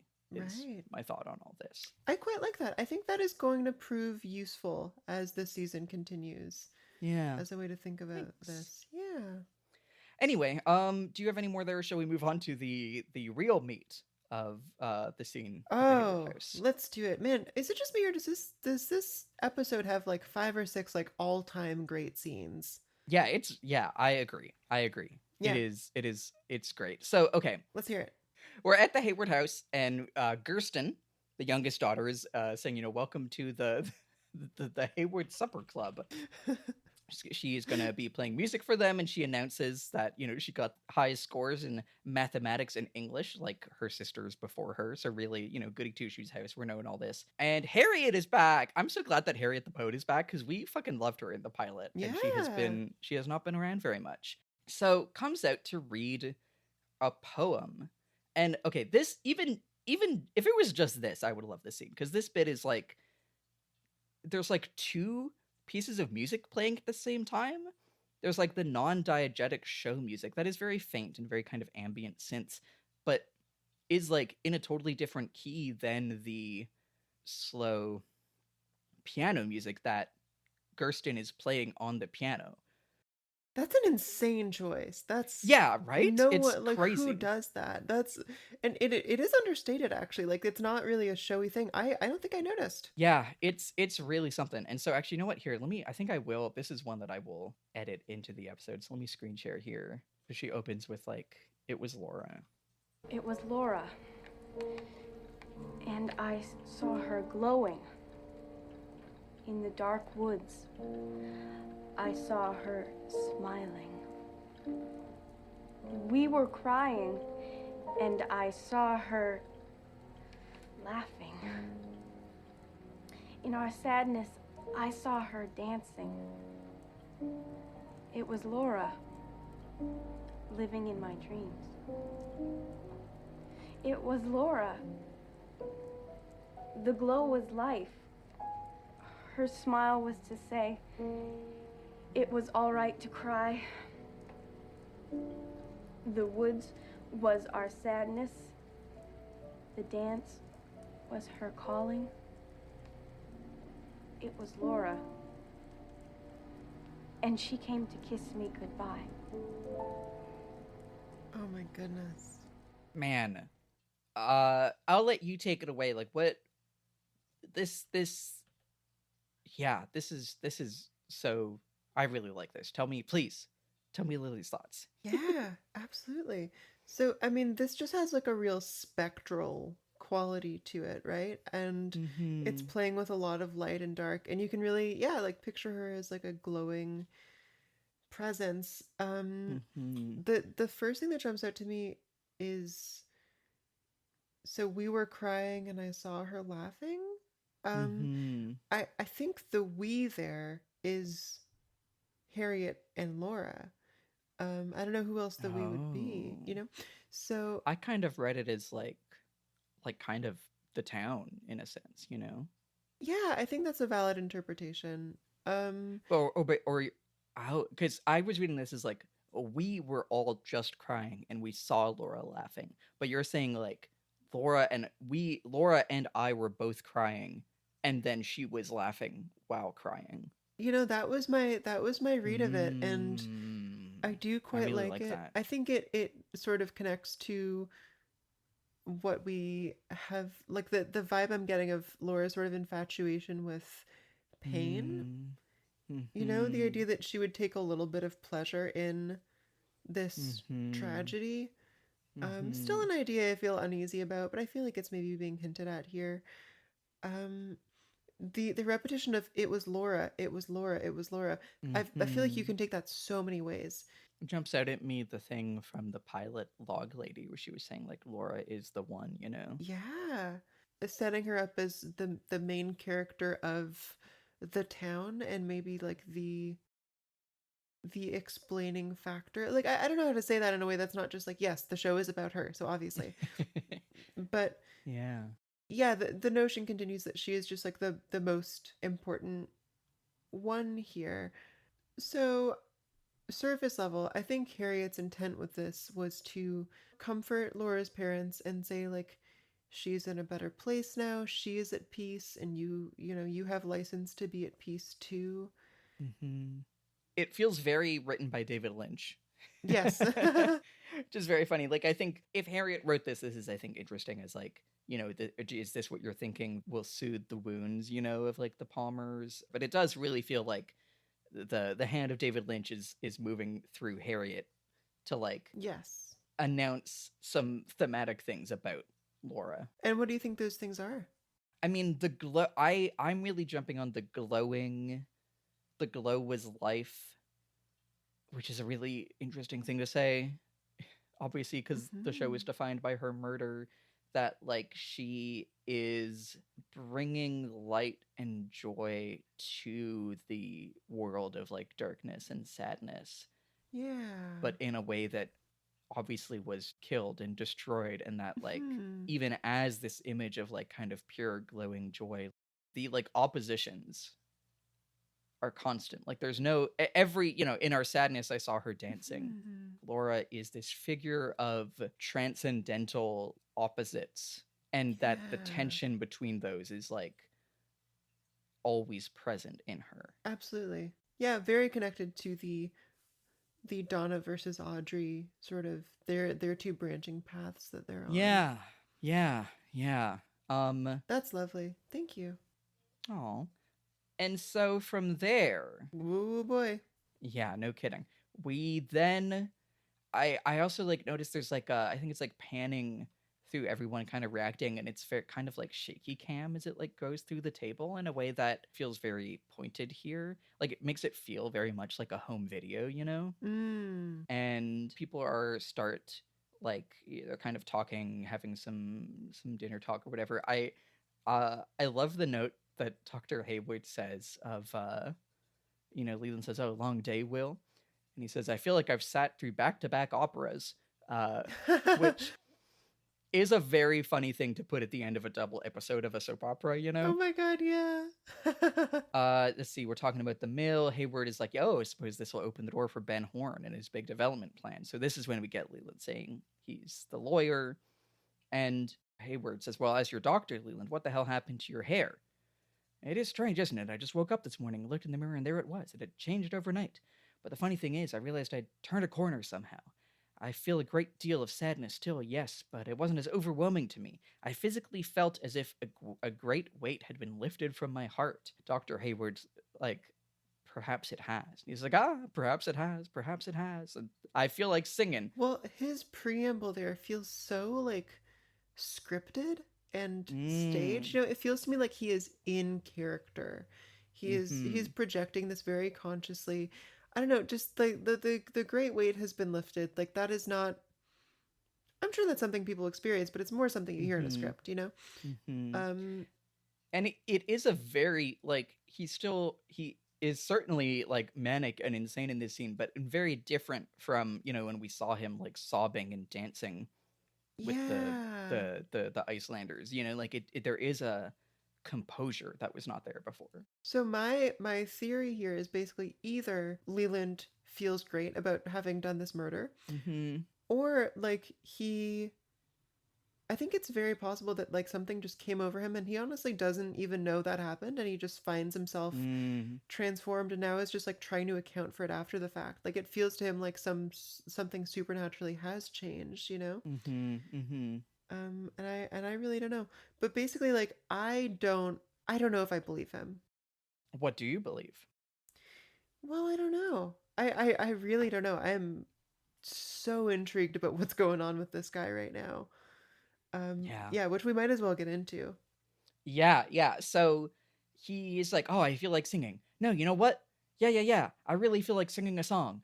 And gets Gersten to start like playing the Get Happy and starts leading them in the like, sing hallelujah, come on, get happy, get ready for the judgment day.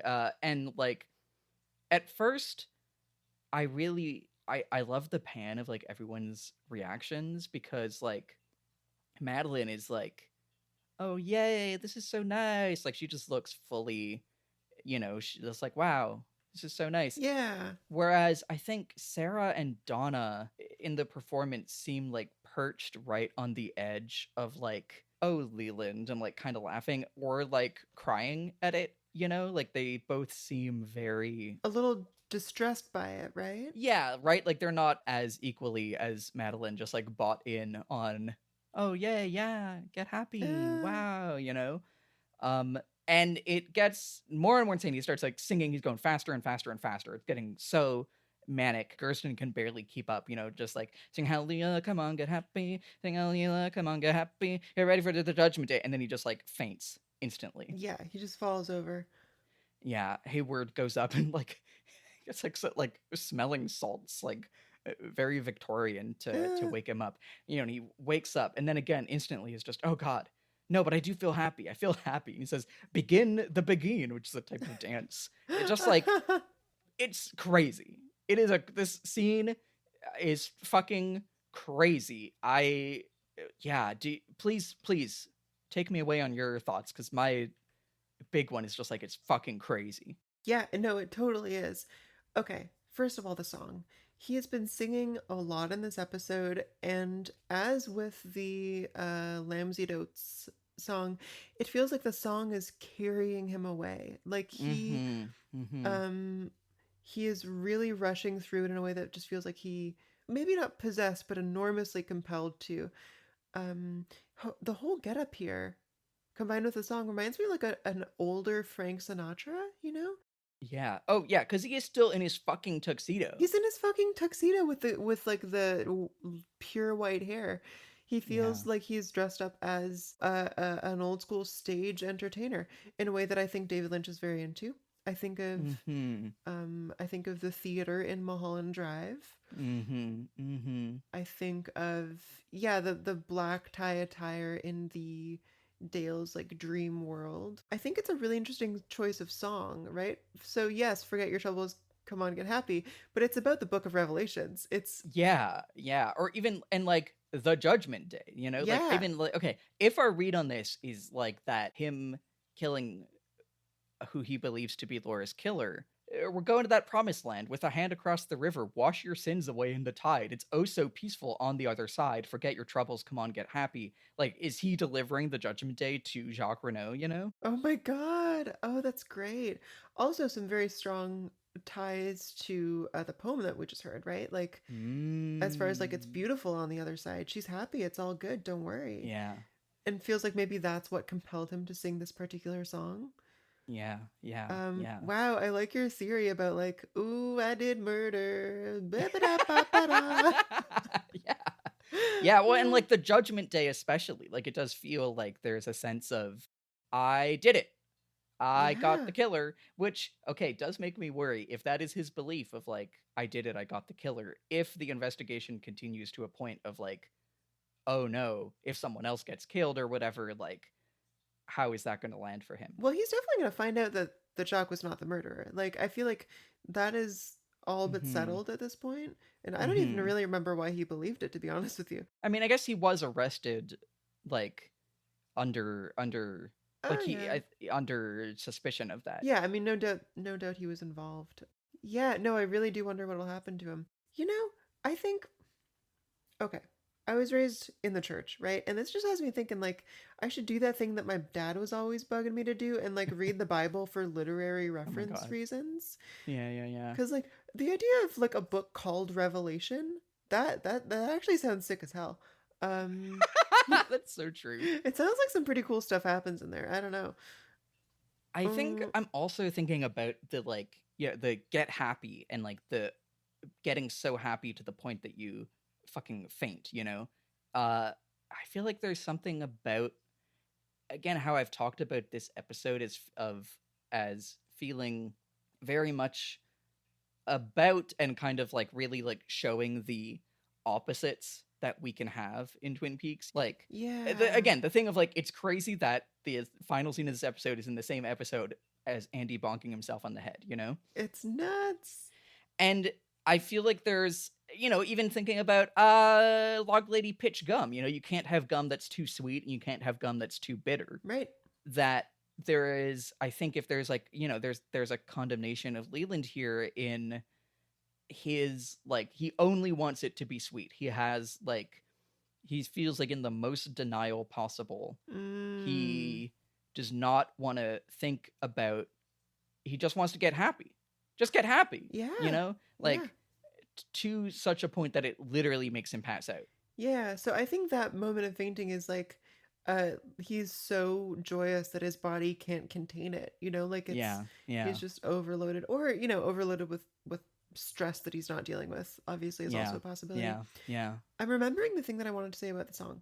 This has been, for a show that is like all American and set in the 20th century, almost entirely secular. Like there's no church involvement. There's no, I feel like a small town has a preacher, you know, like nothing like that. It's interesting. Maybe just to make room for David Lynch's like more sort of transcendentalist ideas. It does really feel like that. Yeah, no, but that is a really interesting point. Because it's true. Like, I guess we saw, there was the funeral where we saw like a reverend. Yeah. But apart from that, there's like been no indication of that. And like, we don't get characters saying, like, it feels like every character's relationship to spirituality is David Lynch's relationship to spirituality, you know? Yeah, like even Bobby. No one is talking about the light of Jesus, you know? Yeah, that would be annoying and it would not fit in this show. Yeah. Okay, so honestly, these last couple scenes are like all bangers. Yes. Back to back. Okay. We this is kind of like a composite scene of Dale and Audrey. So we start with Dale. I love this quote. He says, "Man can only go so long without submitting to a period of rest." It's like, you know, recounting this to Diane. "For as we know from experiments conducted on American GIs during the Korean War, sleep deprivation is a one-way ticket to temporary psychosis." That's so true, Dale. It is so Dale Cooper to, like, as it is time for him to go to bed, just be like, "Man can only go so long without submitting to a period of rest. Here's my treatise on going to bed," you know? Like, it's so funny. That's really good. And, you know, he's saying here, like, maybe this was part of why he saw the giant here. He's like, you know, I'm working on a 3-day jag. I got so goofy last night, Diane, was lying here wondering whether I was going to live or die, that I thought I saw a giant in my room. And then, of course, we get a bit of Audrey interlude, and, like, the giant shows up later, and he's like, "This isn't a dream." And I think it is so interesting that, like, you know, usually he's Mr. Dreams and Visions are real, you know? Yeah. And despite like having lost his ring for real, he seems ready to dismiss this. Yeah. he had a dream and instantly, called Harry and was like, I know who killed Laura Palmer. He's fucking throwing rocks at bottles. And I think, the most inarguable, like, real life vision supernatural thing, which he has also, like, had confirmed by seeing the smiling bag, soft confirmed maybe. Well, and Leo locked in Hungry Horse, he's like, this must have been temporary psychosis. So this is where I'm getting my, like, is Dale Cooper a good detective stuff. And again, because especially Audrey is kind of intercut with this scene, I keep thinking about when Audrey tried to, like, sit down with him and say, like, hey, I know things about my father and One-Eyed Jacks and stuff. And he was like, no, I don't want to hear it. Go away. Like, he totally shut her down, right? Yeah. I think, like, he is following his intuition, and sometimes that leads him to, like, perfect clues, but sometimes shit like flies right by him. There's even a sense, this is, like, maybe not his fault, but him walking into the room with James, like, right after he said that Laura was reading this poem about Bob, but, like, I think there is, like, the blind spots of Dale Cooper and the ways in which sometimes he, like, rejects things that could be really valuable to him. I don't know. I'm really keeping an eye on that. Yeah. So anyway, then we this is intercut with Audrey in One-Eyed Jacks, who's, like, having a real tough time. And I gotta say, this is one of the things in Twin Peaks that has become such a, like, place in my head randomly, specifically Audrey just sitting there going, like, praying, like, special agent, special agent. Special agent, can you hear me? Like, I like just the way that oh my god, and of course, and she left a note. Season 1 ended with him getting a note and then getting shot, and then he forgot all about it, right? Yeah, god damn it.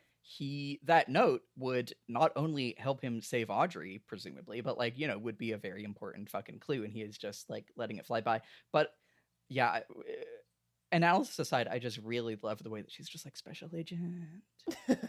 Like, it is, like, about once a month, I will just be like, the thought of Dale Cooper will cross my mind. I'll just be like, special agent. Oh my god, you keep doing it. It's so funny. I love the idea of praying to a special agent. Yeah.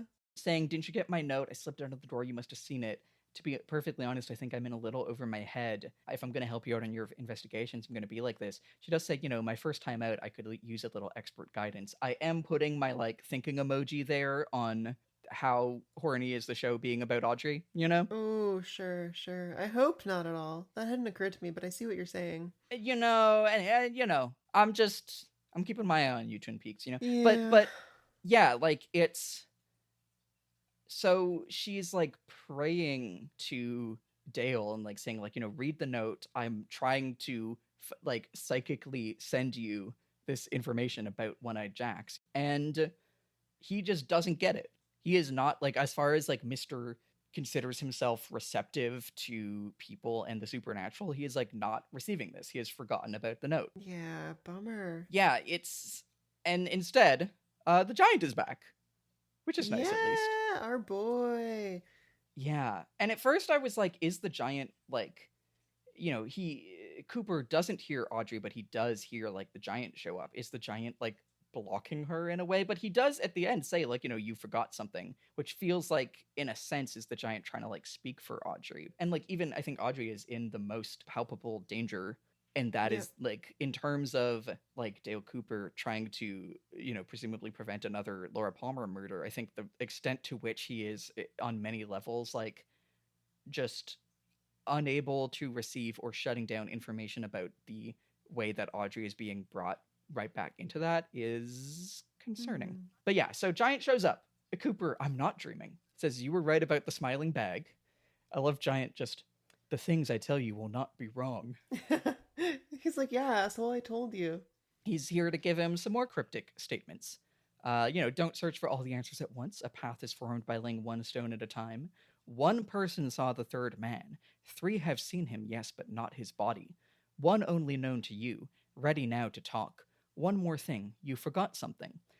Coop says, what? And then he kind of, like, hits him with a little kind of, like, kamehameha, like, orb to the head. Okay, the orb. Dude, a light from within this gleams radiant marble. Oh, yeah. It's gotta be. That's gotta be. It got to be what? Tell me more. So that is the thing that the Major said to Bobby. I don't know, they've just got to be the same thing. Like, You think this is like the same kind of entities at play that give them both these visions? yeah, I do think so. And holy shit, I just remember that guy's head is in space at some point. Oh, fuck. I think I wrote that down somewhere. Yeah, when I said Briggs insisted he had a vision, not a dream. The continued transformation of army guy into a verbose, strangely spiritual guy. His head will be in space in no time. Oh, that's great. That's great. But yeah, so I mean, it also makes me think of Laura's glow as described in Harriet's poem, right? Yeah, absolutely. This is very fun. It is very fun. We love supernatural clues. I want to hear what you think of these. I love your read on the orb. I want to know, when he says one person saw the third man, 3 have seen him, yes, but not his body. Only 1 known to you, ready now to talk. One more thing. Well, then he says you forgot something. I feel like that you forgot something is the note, right? Yeah, Are we on the same page? I think you've got to be right on that. And I'm pretty confident in my theory about the rest. So, okay, 1 person saw the third man. 3 have seen him, yes, but not his body. I am almost certain that is the spectral messy hair guy. I always forget if he is Bob or Mike. I think it's Bob. Yeah, he's Bob. Mike is the one-armed man. Yeah. So I'm almost certain that's Bob, who has appeared almost exclusively, if not totally exclusively, in like visions to Sarah and I forget who else. As far as people who have seen him, Dale's dream. Yeah. 1 only known to you, ready now to talk, I feel is resolved in the next scene. I think that person is Ronnette, who definitely has seen him and probably maybe his body. Like, okay, 1 only known to you. I'm not... Okay. It's unclear if that means like there's only 1 person that's seen him that you know of, or that there's 1 person that's seen him and only you know of that person. Yeah, that's true. And like, okay, 1 person saw the third man, 3 have seen him but not his body. I imagine so that 1 person saw his body. I'm pretty sure that is Ronnette, who was there the night of the murder. At the same time, we have not seen the man's body. We have seen him like spectrally. Yeah. I wonder if he is like a corporeal dude, you know? Because just like the various rumblings I've heard about Twin Peaks over the years is that this is some sort of intangible force of a serial killer. And I haven't been spoiled on that, but I do think that he is something like somewhat, you know, beyond this world. It's funny that we haven't met him yet, because we met the man purported to be Mike, and he's just like a nice guy. If we believe that the 1 only known to you, ready now to talk, is Ronnette, I love how that, like, the implication that then us seeing Ronnette's vision is her talking.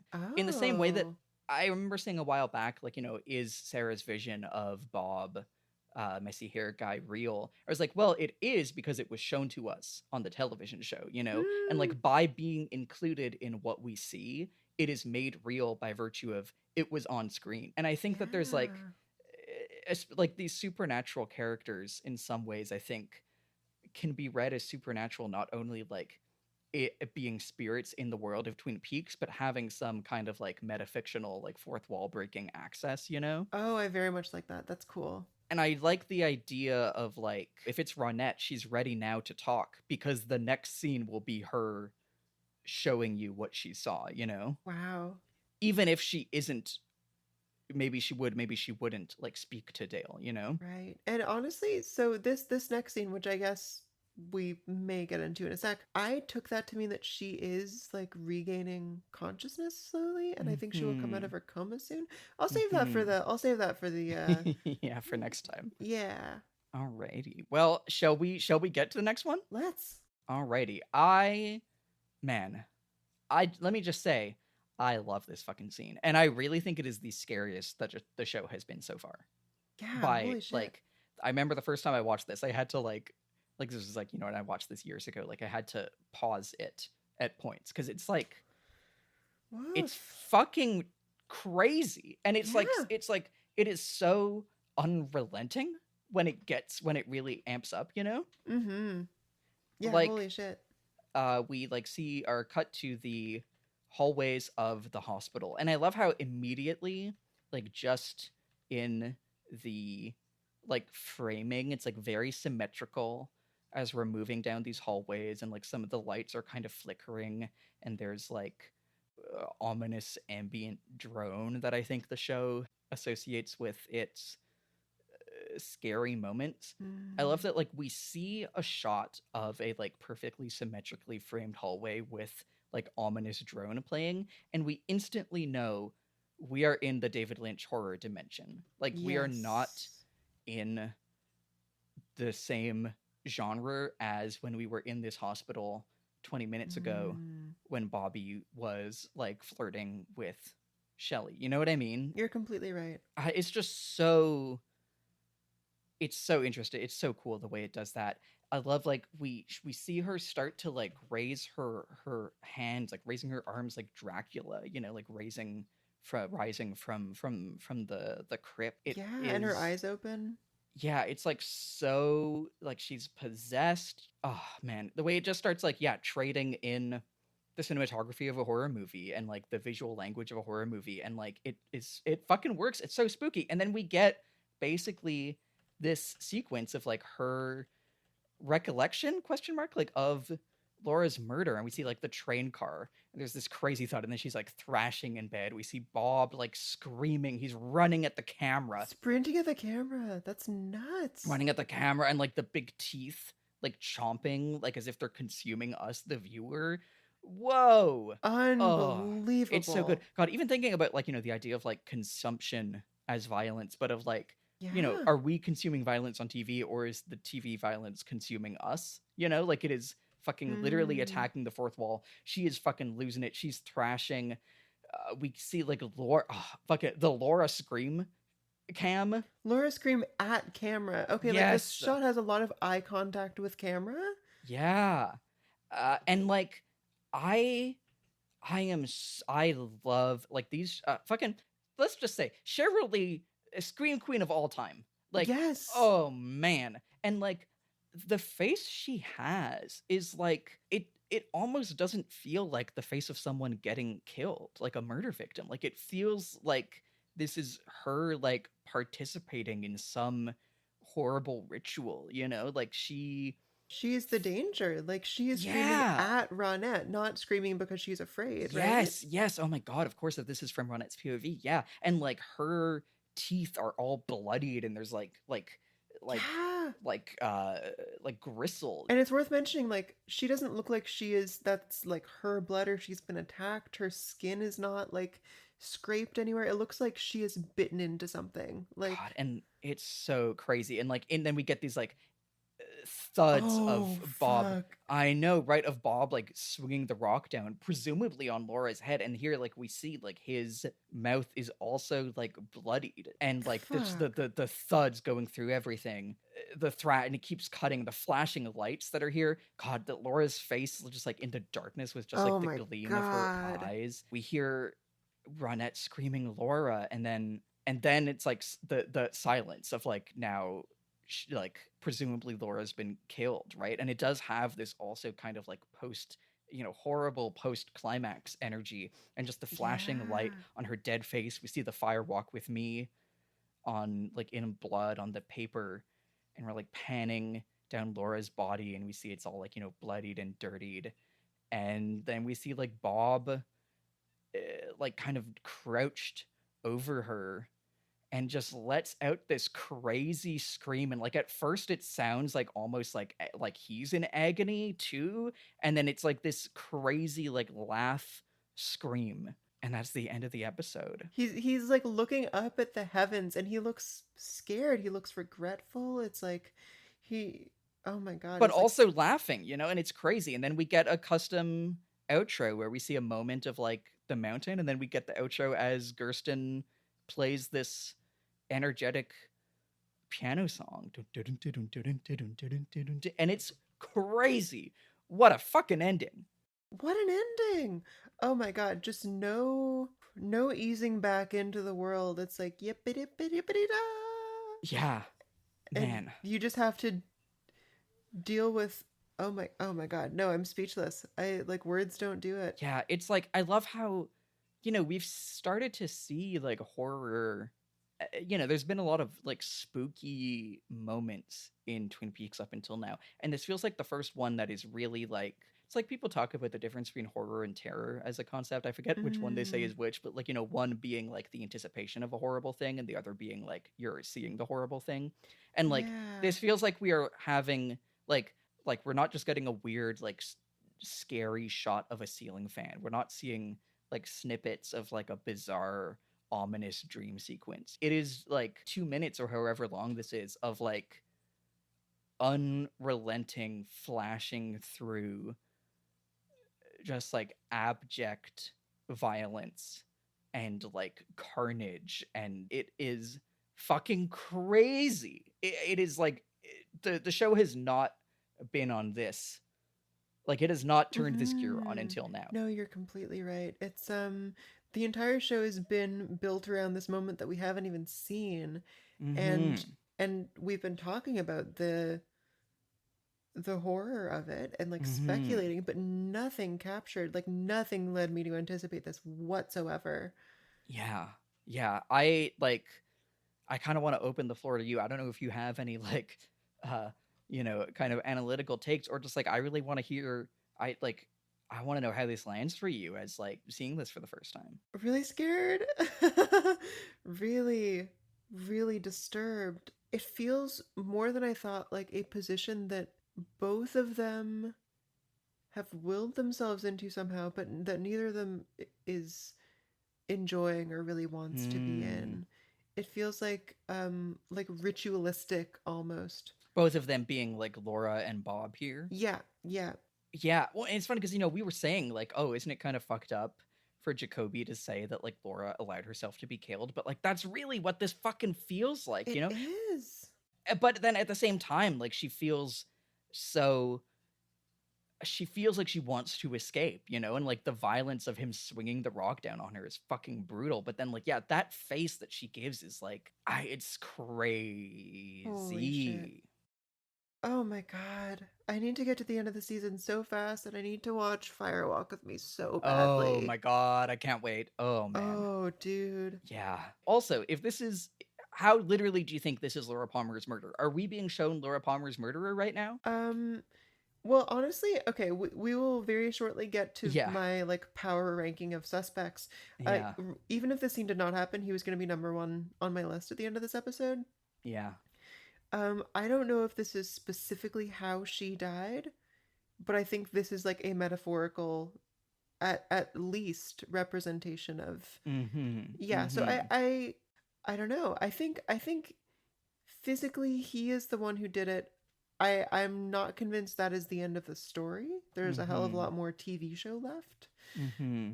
I feel like by this point in the show, we are piecing together a pretty good sequence of events, as is, Dale, but we still don't understand why any of it happened. So I'm thinking we might be moving into a period of understanding motive more. But also, this is something that has been revealed to Ronnette, but will she talk? Will she exit the coma?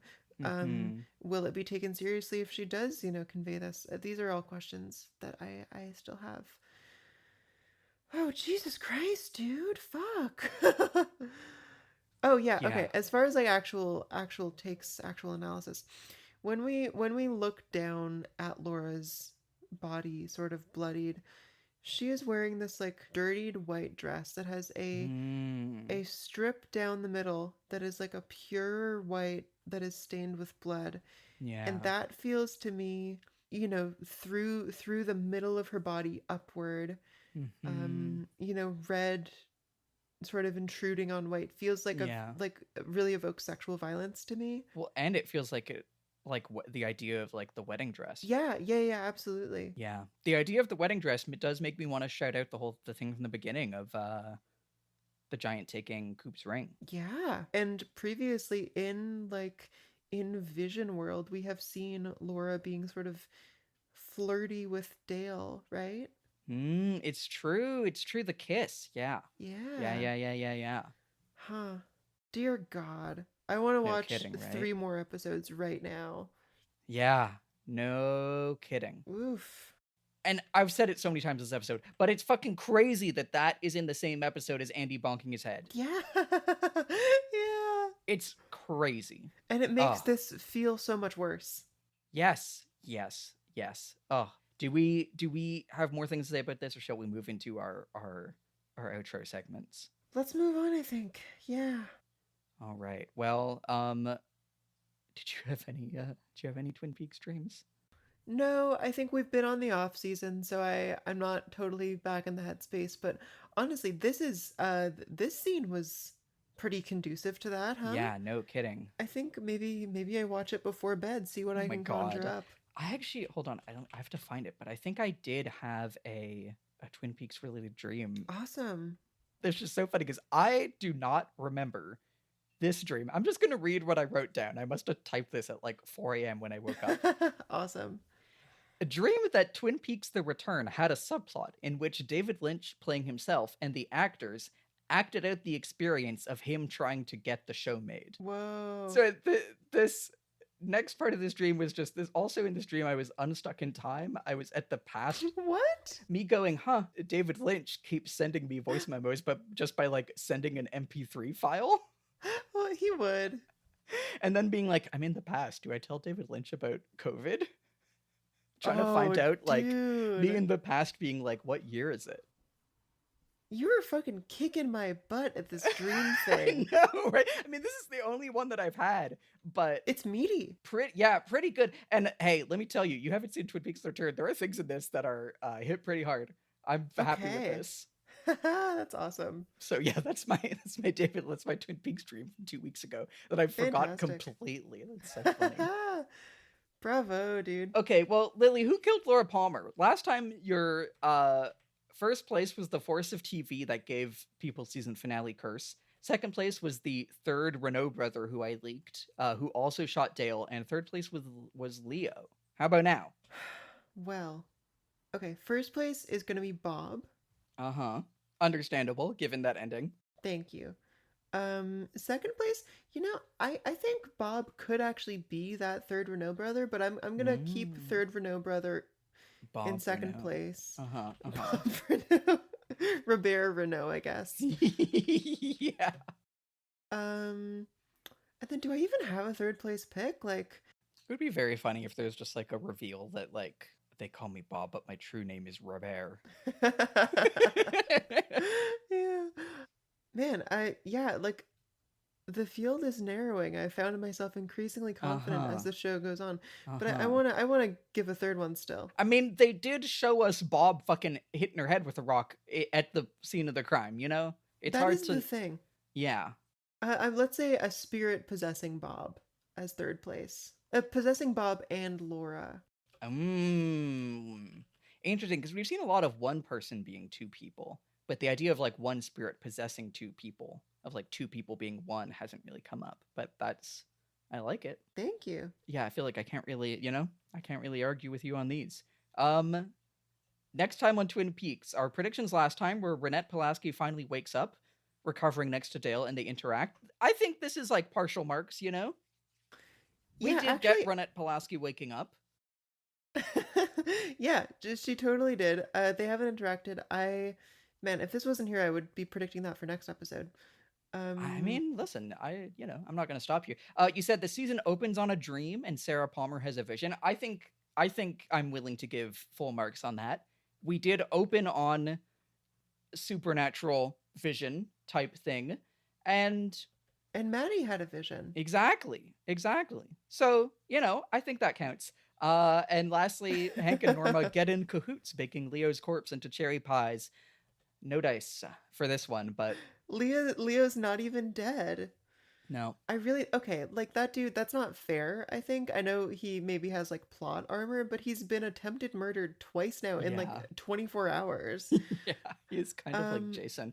Also, sorry, I love the notion that like, I'm just realizing this, like, are they serving meat cherry pies? Well, yeah. So funny. Yeah, I don't know. I think I'm just like, fuck it. It's been a long day. Yes. Okay, so what happens next time? What happens next time? A plot and B plot. Okay. I think Audrey attempts to escape from One-Eyed Jacks. How does it go? Poorly. What stops her? What foils her? Man, that's pretty specific. I guess. I love putting you on the spot for this, you know? No, you're right. You make me go like the second level deeper. You know what? She gets the help of that mysterious little scurrying woman who is in the season 1 finale, and maybe she finds a secret exit. Okay. Yeah. I'm so ready for that scurrying woman to come back. I'm just figuring she's in the main cast this season. Fuck yeah. All right, how about our B plot? Any B plot calls? Yeah, I'm sure. So definitely Catherine doesn't show up yet, so I'm not placing any bets on that. I think that is like mid-season stuff. We got a lot of episodes ahead of us. I think Leland's soul is gone or something, and so I think he tries to get re-involved with the criminal schemings happening at the Great Northern. All right. So, next time on Twin Peaks, Audrey attempts to escape from One-Eyed Jacks. She gets help from the scurrying woman and gets out via a secret exit. Leland's soul is gone, and he tries to get re-involved with the Horn brothers and their criminal schemes. Yeah, I stand by that. All right. Well, let's go. Oh, sorry. I also just noticed the credits when we like have our edit, it says like in memory of Kevin Young Jr. He was the guy who played Toad. Who the Toad is the guy who I think, or wait, no, it's his son. Toad was the guy who didn't tip at the diner. He's like, oh, thanks, Toad. Do you remember this?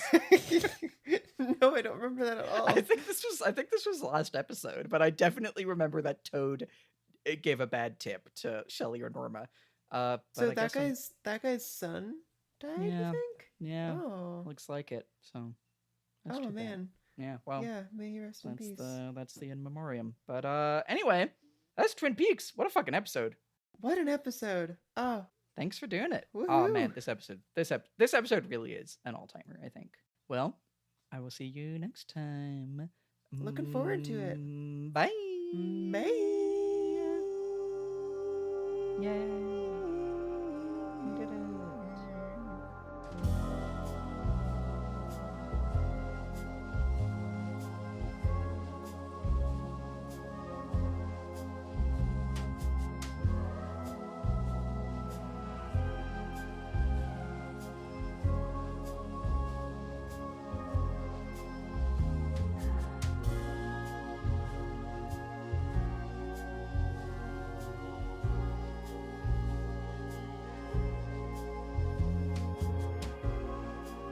TSTV is hosted by Sadie Averylake and yours truly, Lily Alexander. Our music is by Jamie Page. The art is by Maya Fernandez-Giles. This episode was edited by Sadie. Thank you, Sadie. If you want to get in touch with us, please email us at hellotstv@gmail.com. We may include your mail on a future episode of the show. Let us know if that's okay. If you want to support the show and gain access to our monthly bonus episodes, head over to tstv.show. See you next time.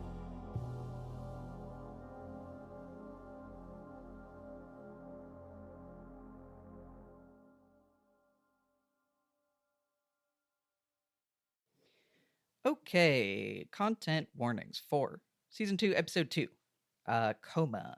There's okay, let's start with the big one. Big one is we have a vision scene of Bob that I think is one of the most just like unsettling, disturbing scenes in Twin Peaks, to be honest. It is like just there's this fucked up spooky vision of him walking at you with his crazy face over the couch, like crawling over a couch. I think it's scary as hell, but it's spooky, it's scary. Prepare to have a like silly scene transition all of a sudden to something very disturbing when they are playing music, and then we like playing the there's some characters playing a silly love song together, and then shit gets spooky all of a sudden. Otherwise, Audrey is still in the creep zone. Things are still going on there. We'll talk about it in the episode. And also, the show is still being like, wait, there's an Asian man around? That's kind of fucked up. But mainly, it's, I think, that big spooky one. Be prepared. But yeah, hope you enjoy the episode. Bye.